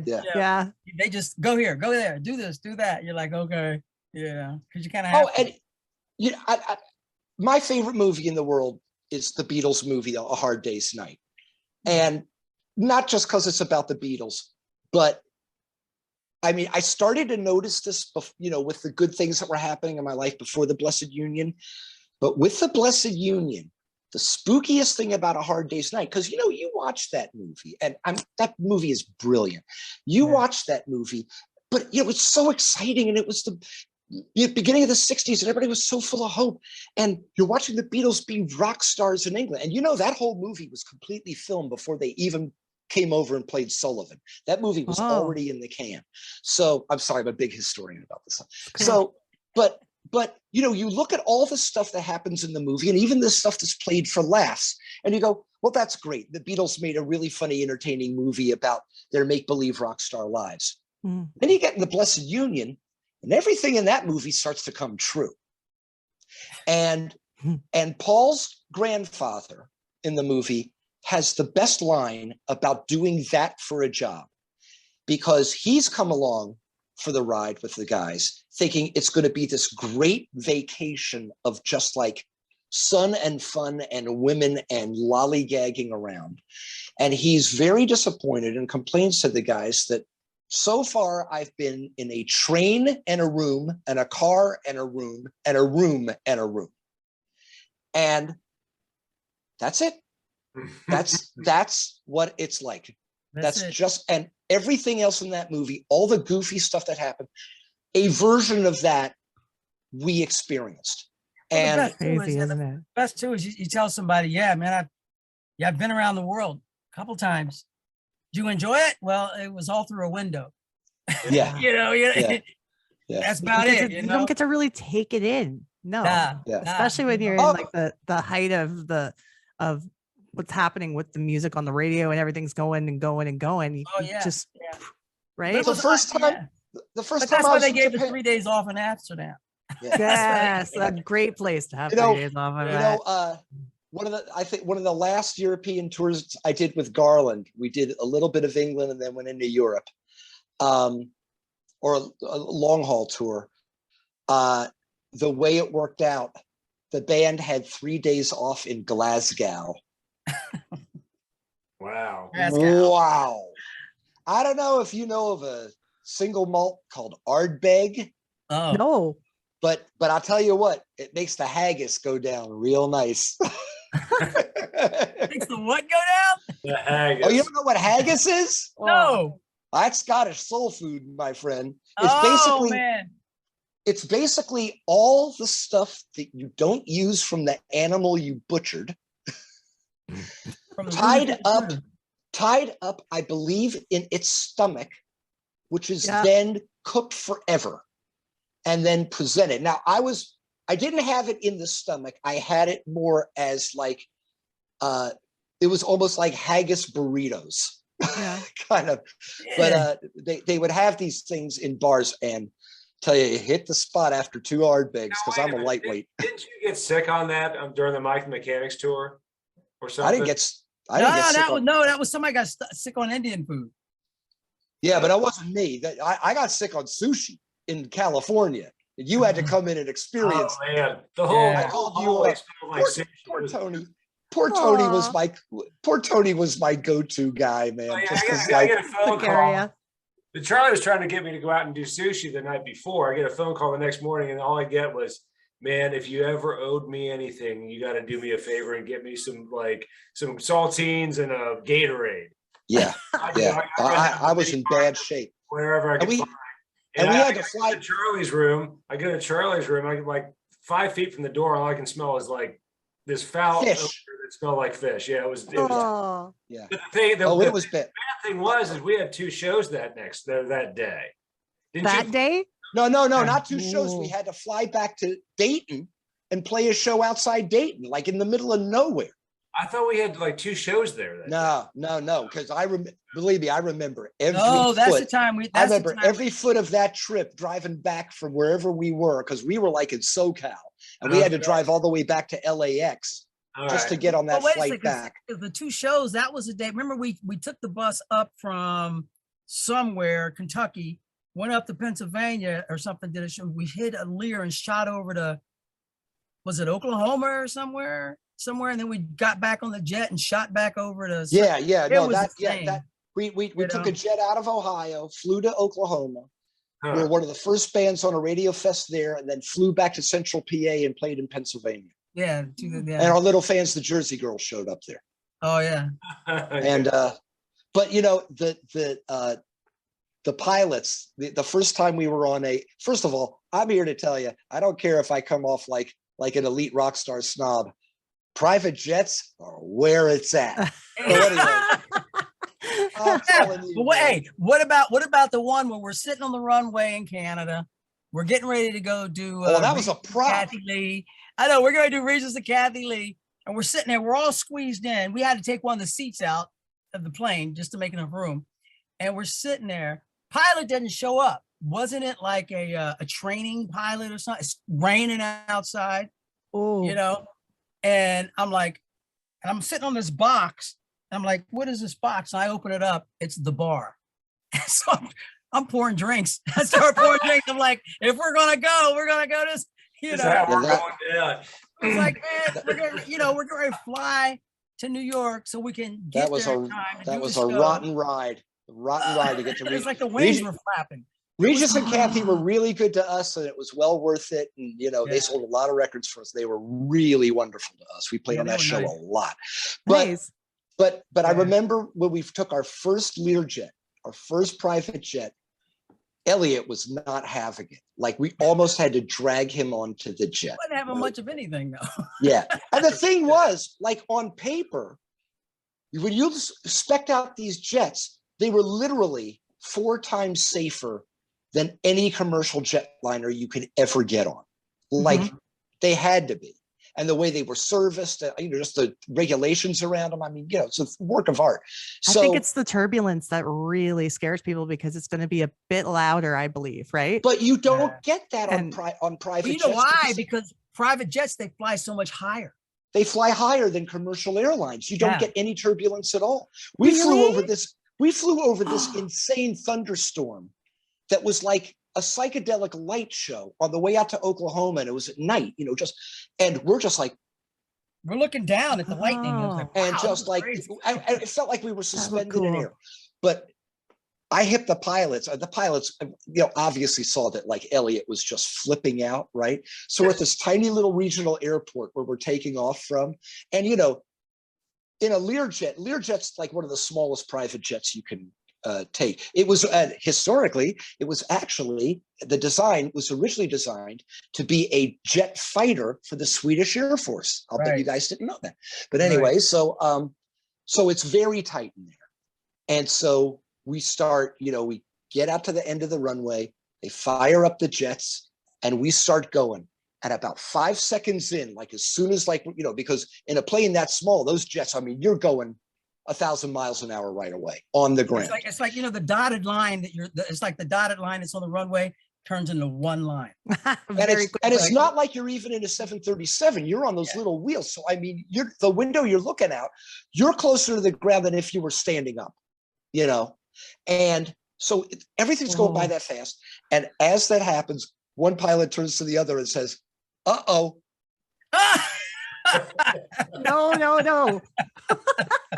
I started dying. I was cracking up. I thought Elliot was going to open the hatch, man. I thought he was going to dive out. I just said, I want these guys to be our pilots every time we can afford to do this. They were funny, man. They were hilarious. Yeah. But you know what? I did remember we were so high. We're so high. We were so high up in the air. You could kind of see the curvature of the earth. It was crazy. It was the craziest thing. I was like, man, we're like in inner space, almost out of space. Yeah. It was the nuttiest thing. I was like, you're in low Earth orbit, basically. I know. It's insane.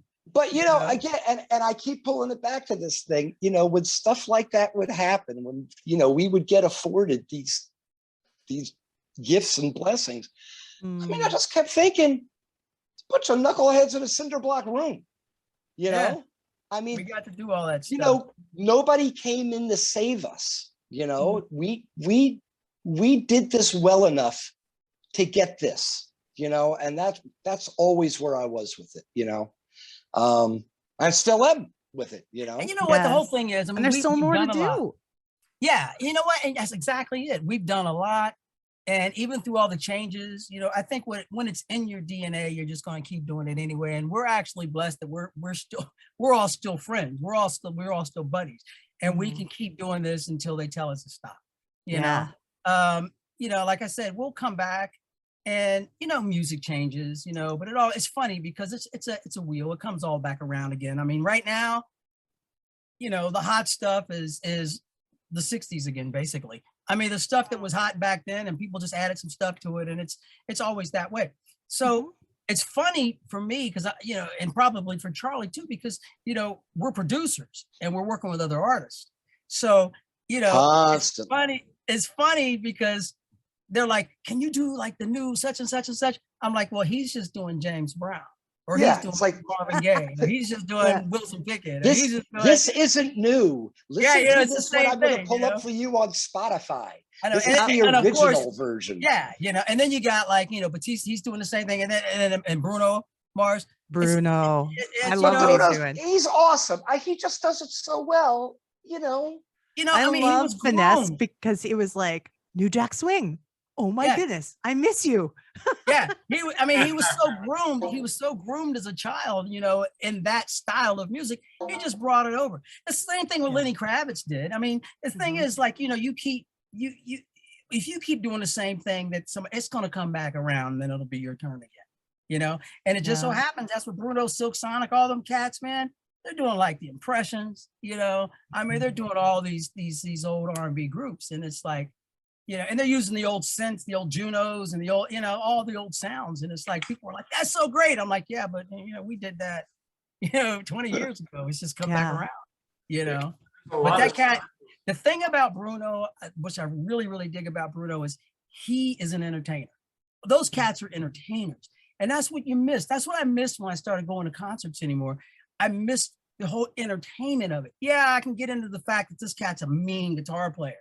Yeah. You know, and the guy's a great singer, but I wasn't being entertained. There was no, you know, talking back with, before. There was no, not, there was just, yeah, okay. Crowd this is interaction. great. Yeah, there was no interaction, you know, and just style on stage. These cats, man, you know, and that's what it used to be, you know. It's gonna come back around though, or you know, wait till the boy band comes back and they're dancing, you know, everybody's BTS again, you know. It's like, you know, why The not? boy band cycle goes for 5 to 10 years, right? Something like Yeah, that. I pretty think much. it's actually so. gotten even more and more current. But Yeah. It's coming, Actually, man. though, I was talking with Tony. I gotta say, I really like a lot of K-pop that I hear. Oh, dude, yeah. And I pointed something out to Tony that's, you know, around the time that, you know, around 2000 and a little bit before that, when, especially with the emo bands that came in, Mhm. the way they started mastering records actually got a name in the audio community, and it was called the death of music.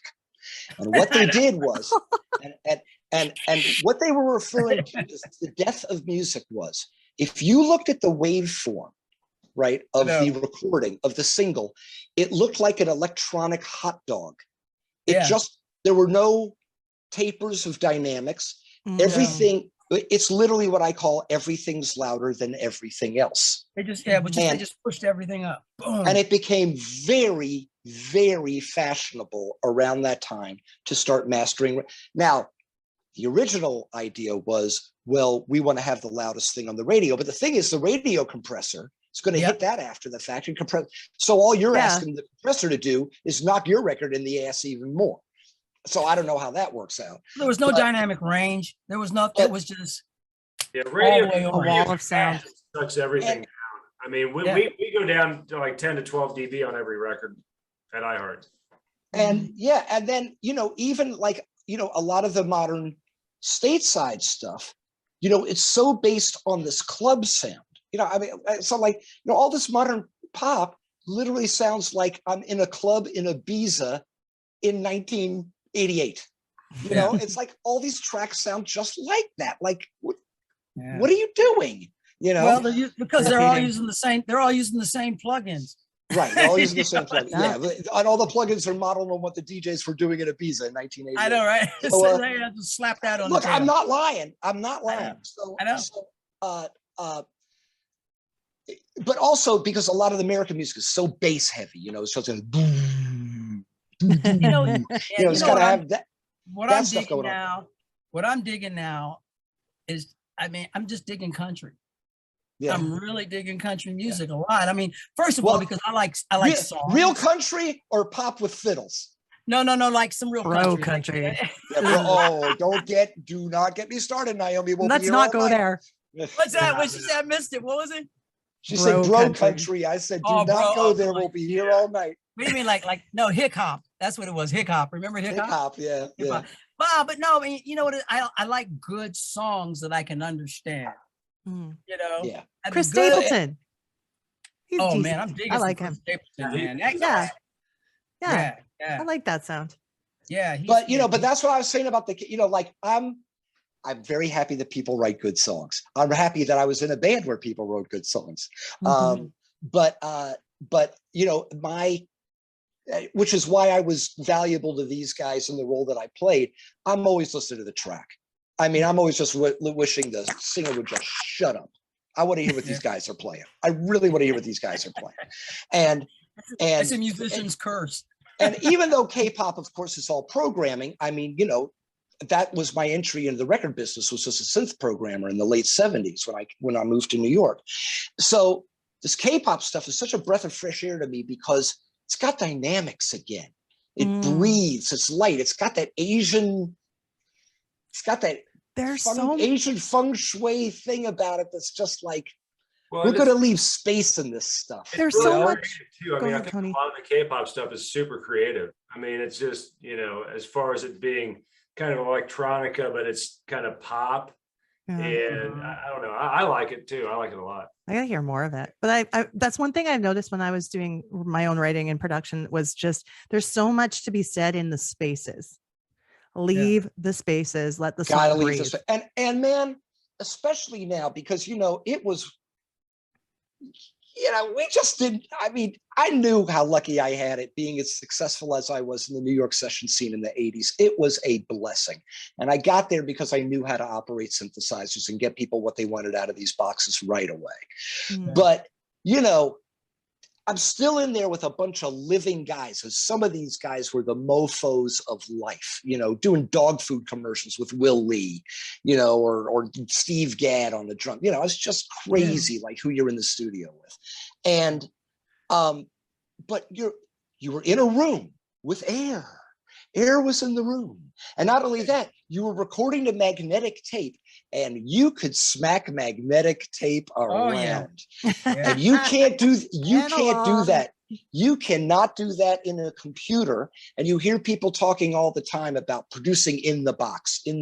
Like, they've got all these fancy boxes where you can send the sound out just to send it back in, just so like it lived in the analog world for half a second and then like came back. So you hear about this, but man, if you just stop making more tracks and putting more crap on your damn song, maybe you might hear what it. You know why? Because back then we were limited in tracks. We used to be limited in tracks.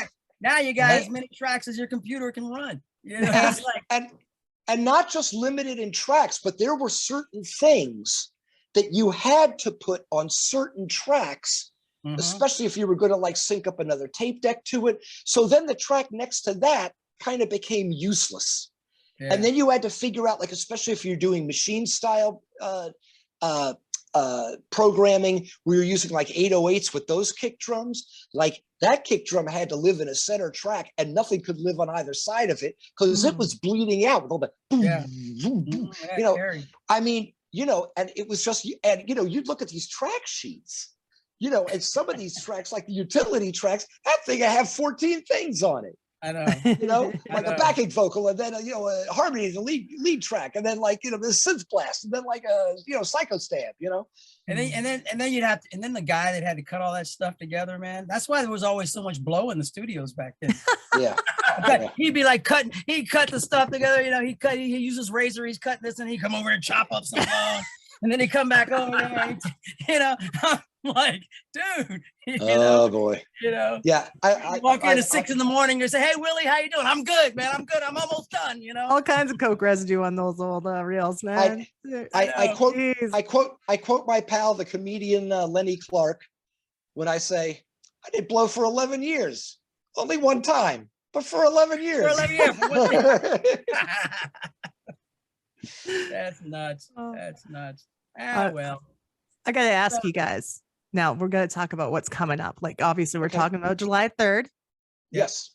My birthday, by the way. I'm not going to tell you the number, but the fact but the fact that I'm standing up for it is worth the price of admission alone. Yeah. But we'll have a walker on the side of the stage. That's right, man. A Johnny Walker. Just in case. Johnny Walker. Johnny Johnny Walker. I need a Johnny Black on the side of the stage. A couple of them on the rocks. We'll all be standing up on one leg like Captain. Captain Morgan. I go sailing with the captain often. Oh, yeah, all right. We're doing this gig. It's going to be in Mason, Ohio. And, we get to go back to Cincinnati. So it's going to be a blast. It's a free show. Big homecoming show. Yeah, homecoming thing was us and Smash Mouth. We used to play with those cats before. They're great. And we just get to go home and have a good time. We're going, we put together, like I said, the guys still have, I'm going to send them some changes still that they haven't, I sent you guys, this is the best. This is how we rehearse. Okay. Because we're guys in 4 different states. Yeah. We're all in different states. Jeff's in Florida, Tony's in Cincy, Charlie's in New York. I'm out here in LA.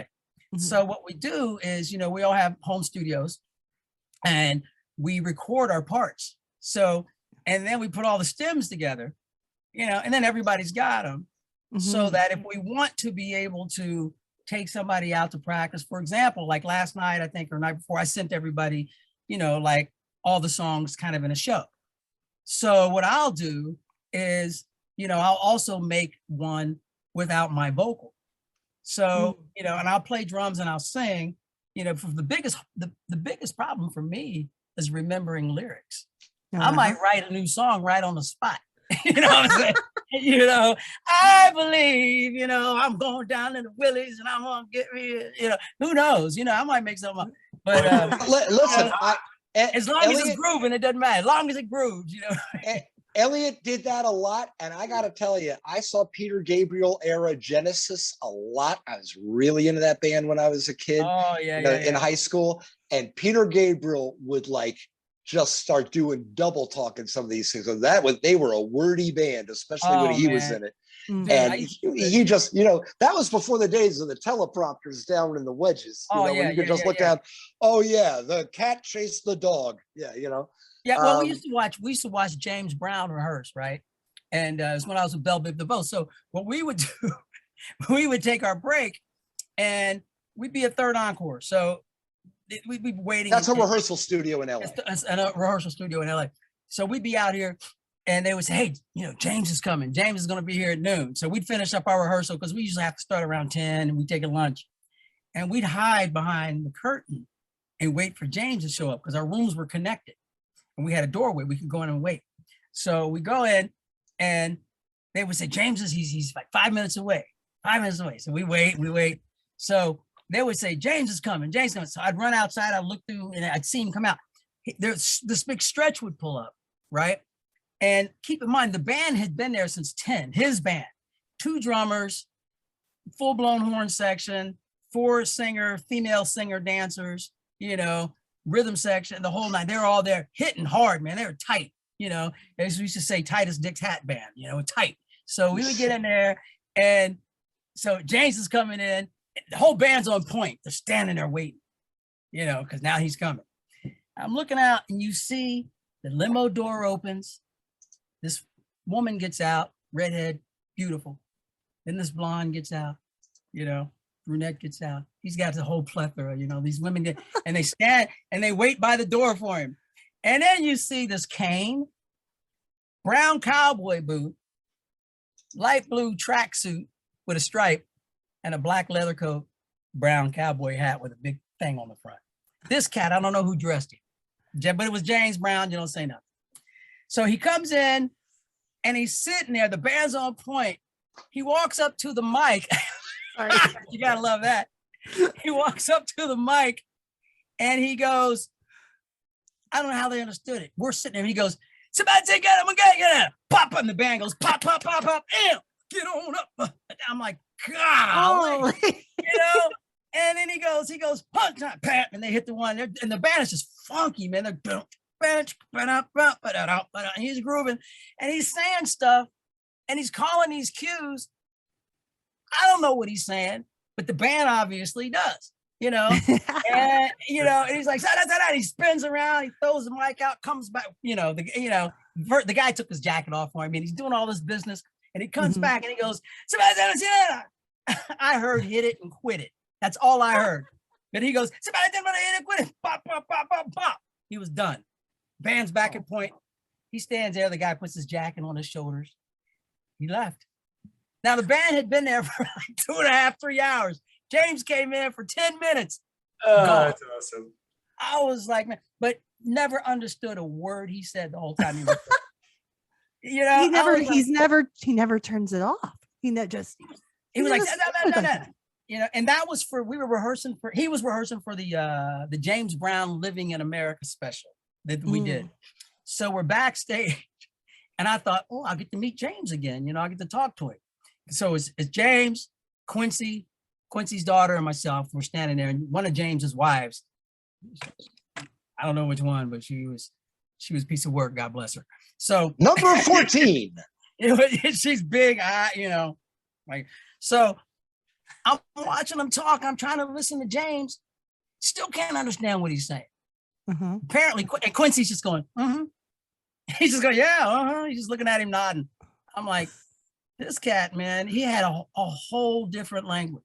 Kind of Yeah. sound like my uncle, but he was a bad boy. He was a bad bad boy. boy. People understood him. It was that international funk language, I guess, that Bootsy's got Yep. too. So, It's funny that would be the special too, because I have a reputation in here in New York as a teller of stories. yes. And I'm not going to tell it here because it takes way too long to tell. But I had worked with the late great Dan Hartman. I was in a band that he produced and really got along with him. It's one of the most talented people I've ever met in this business. And this was in the late 80s. And Dan was the bass player in the Edgar Winter group, but and was the guy that wrote and sang Free Ride. But then he had a bunch of disco hits in the 70s and 80s, had a huge gay anthem called Relight My Fire. It's just a gigantic disco hit. And then everybody in the 80s knew him. He played and sang every last note on I Can Dream About You from Streets of Fire. Even though it was a little black kid in the video, it was all Dan Hartman doing all of the voices. So he's a but Dan wrote and produced Living in America. And Dan told me the story of how that almost didn't happen. And I won't bore you with the whole story, also because I would have to do a pretty awful imitation of James Brown, which would then get me canceled all over America. But I will just give you the punchline, which is James saying, Dan, well, you can't blame me for trying. I'll see you tomorrow, Dan. Click. Anyway, that's the punchline. So I'll just let you, whatever story you could come up with, believe me, it's not as bizarre as the one. Wait a minute, here's one. James, so he's doing the last record, Living in America. My buddy Rodney Shelton, keyboard player down in North Carolina. He's in the studio with him. And he says he's all nervous. Rodney goes in, he's got his hat on backwards, right? James says, what's your name, sir? He goes, Rodney. What's your last name? He says, Sheldon. He goes, okay, you're Mr. Sheldon. I'm Mr. Brown. He goes, Mr. Sheldon? He goes, yes, sir, Mr. Brown. He said, why don't you turn your hat around the way it's supposed to be worn? He goes, okay. So he spun his hat around. And then he runs through the track. He goes, turn it on that track. So Rodney plays his part. He goes through the song once. And James goes, good, that's it. And Rodney says, Mr. Brown, was that good enough? You want me to do it again? He looked at him, he goes, son, the first time was God. The second time was you effing it up. It's fine. Rodney said, okay, I guess we'll leave it alone. I was like, man, it's a James said. Like, first time's God, second time's you effing it up. That's it.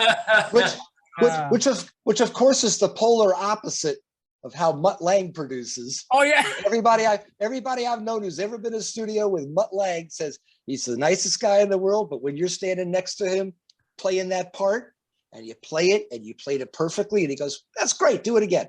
Yeah. And you play it and you play it again perfectly. That's great, do it again. And play it. That's great. So That's many, why so many that's takes. why those Def Leppard and Shania Twain records sound like that. Oh yeah. Because everybody had to play it again. Yeah. How many tracks would he put on a song like Armageddon It or Gods of I know. War? How many There weren't that vocal many tracks tracks do you in think are on that? I mean, there's a million. Yeah, you're doing submixes of submixes, boiling down vocals. So Yeah. I don't know.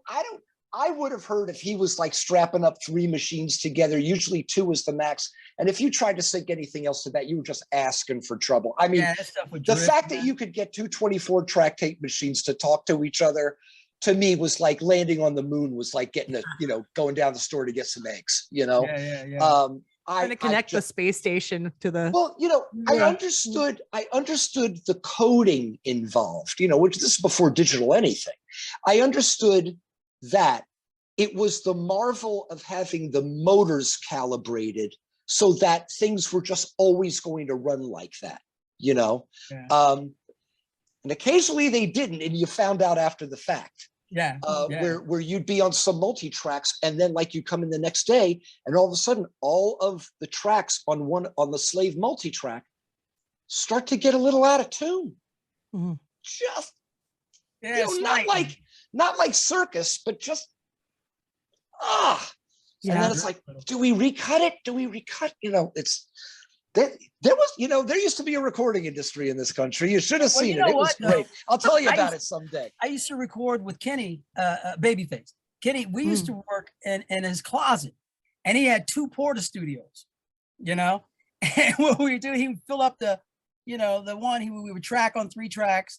You know, we'd bounce down the drum machine on, and then we'd bounce all that over to the other track on the other machine. That's And how we you start- learn. That's how you And learn. we just start bouncing. He did Rock Steady that way for the Whispers.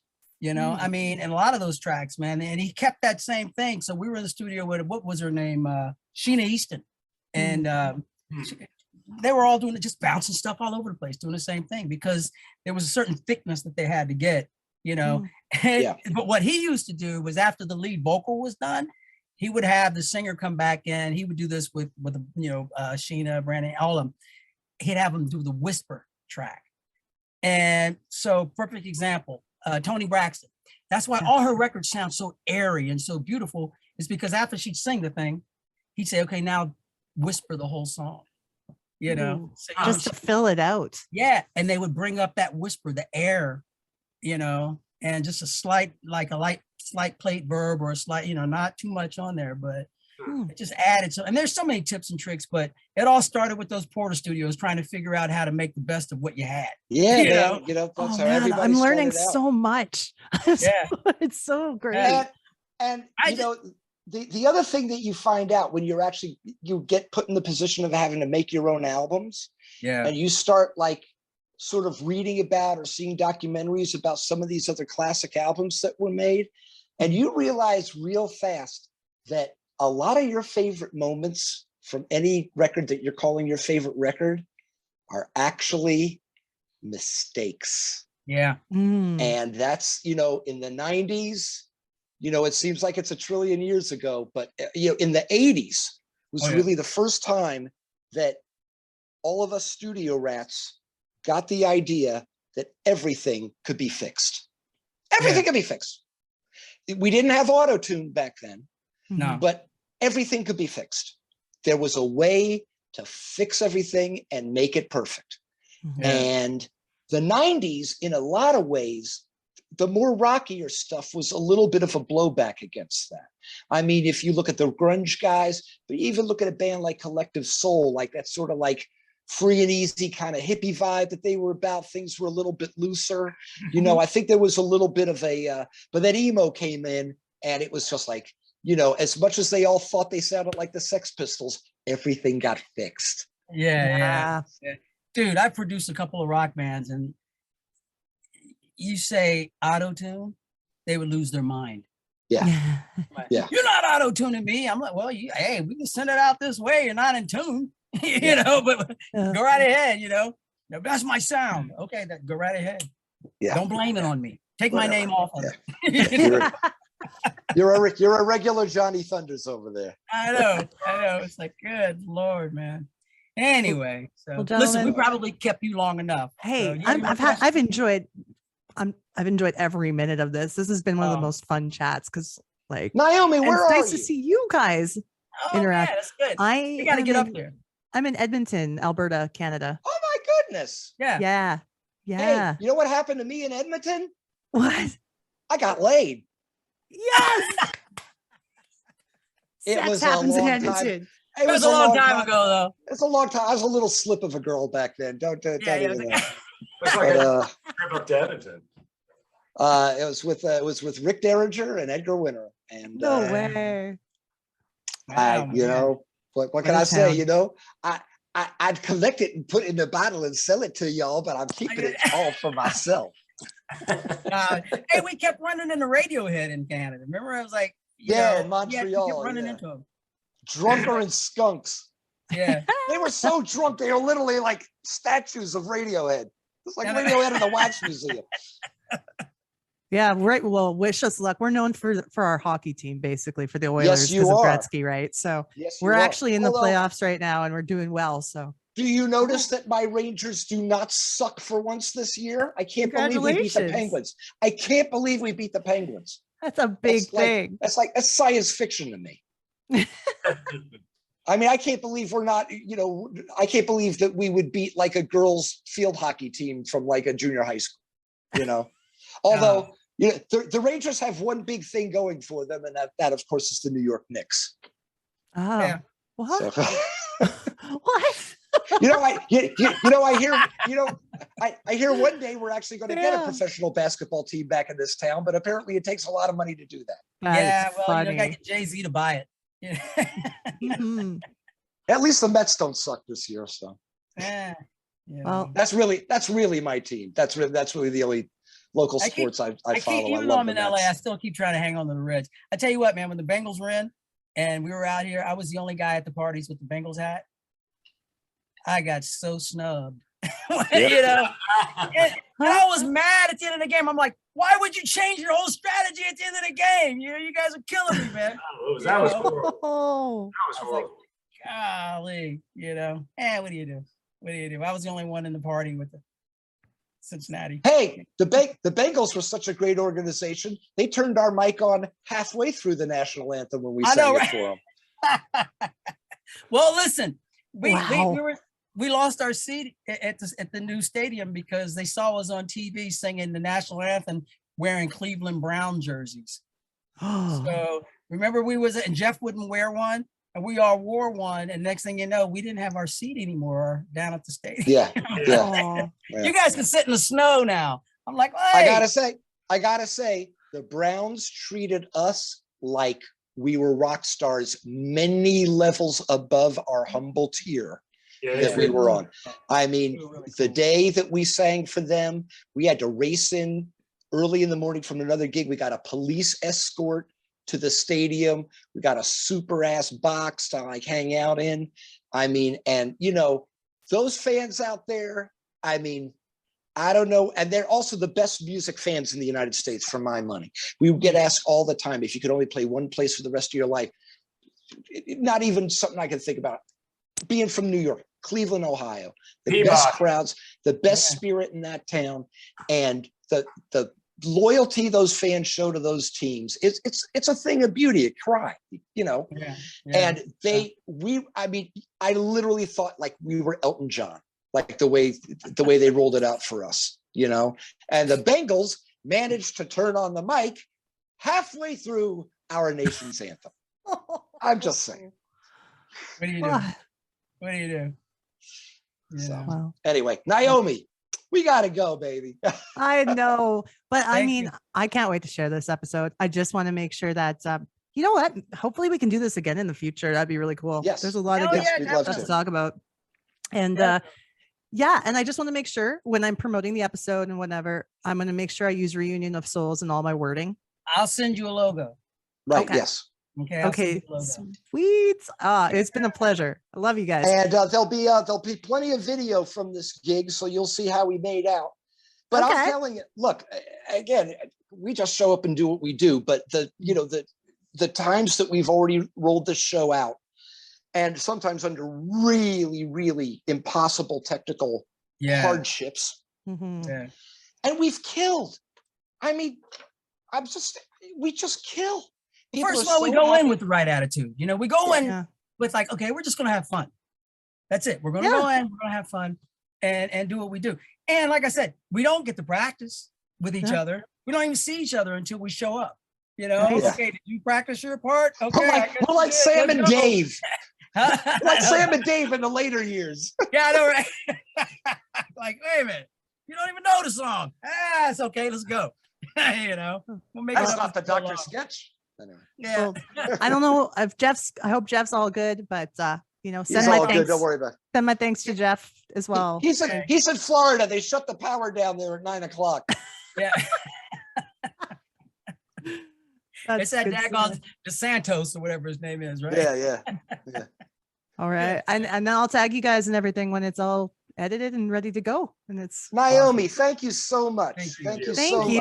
much. This was Bye. an awesome time. My All right, best to the guys. good people of Edmonton. As you can tell, I had me some good times in Edmonton. Yes. But thank you Glad so to much, hear. Naomi. Thanks for remembering who we are and the Of whole. course. Yeah, thank I'm you. so glad to be Hopefully able to It, share re- this it really stories. does mean a lot to us, for real. It does. It does. Especially because we want to do, you know, we're just doing this again and we're just having fun. We never really quit, you know, we're just, we keep moving. And Yeah. like Charlie was Gotta saying, keep moving. yeah, you know, like Charlie was saying, we'll have some footage for you, you know, when we do Good. this show. We're gonna video some stuff and give you something to play Perfect. with. So, yeah. Great. That's awesome. All right, girl. Love you. Take care. Love Thanks you. so Guys, much. take care. Thank you. Take care. See you. Bye-bye. Bye.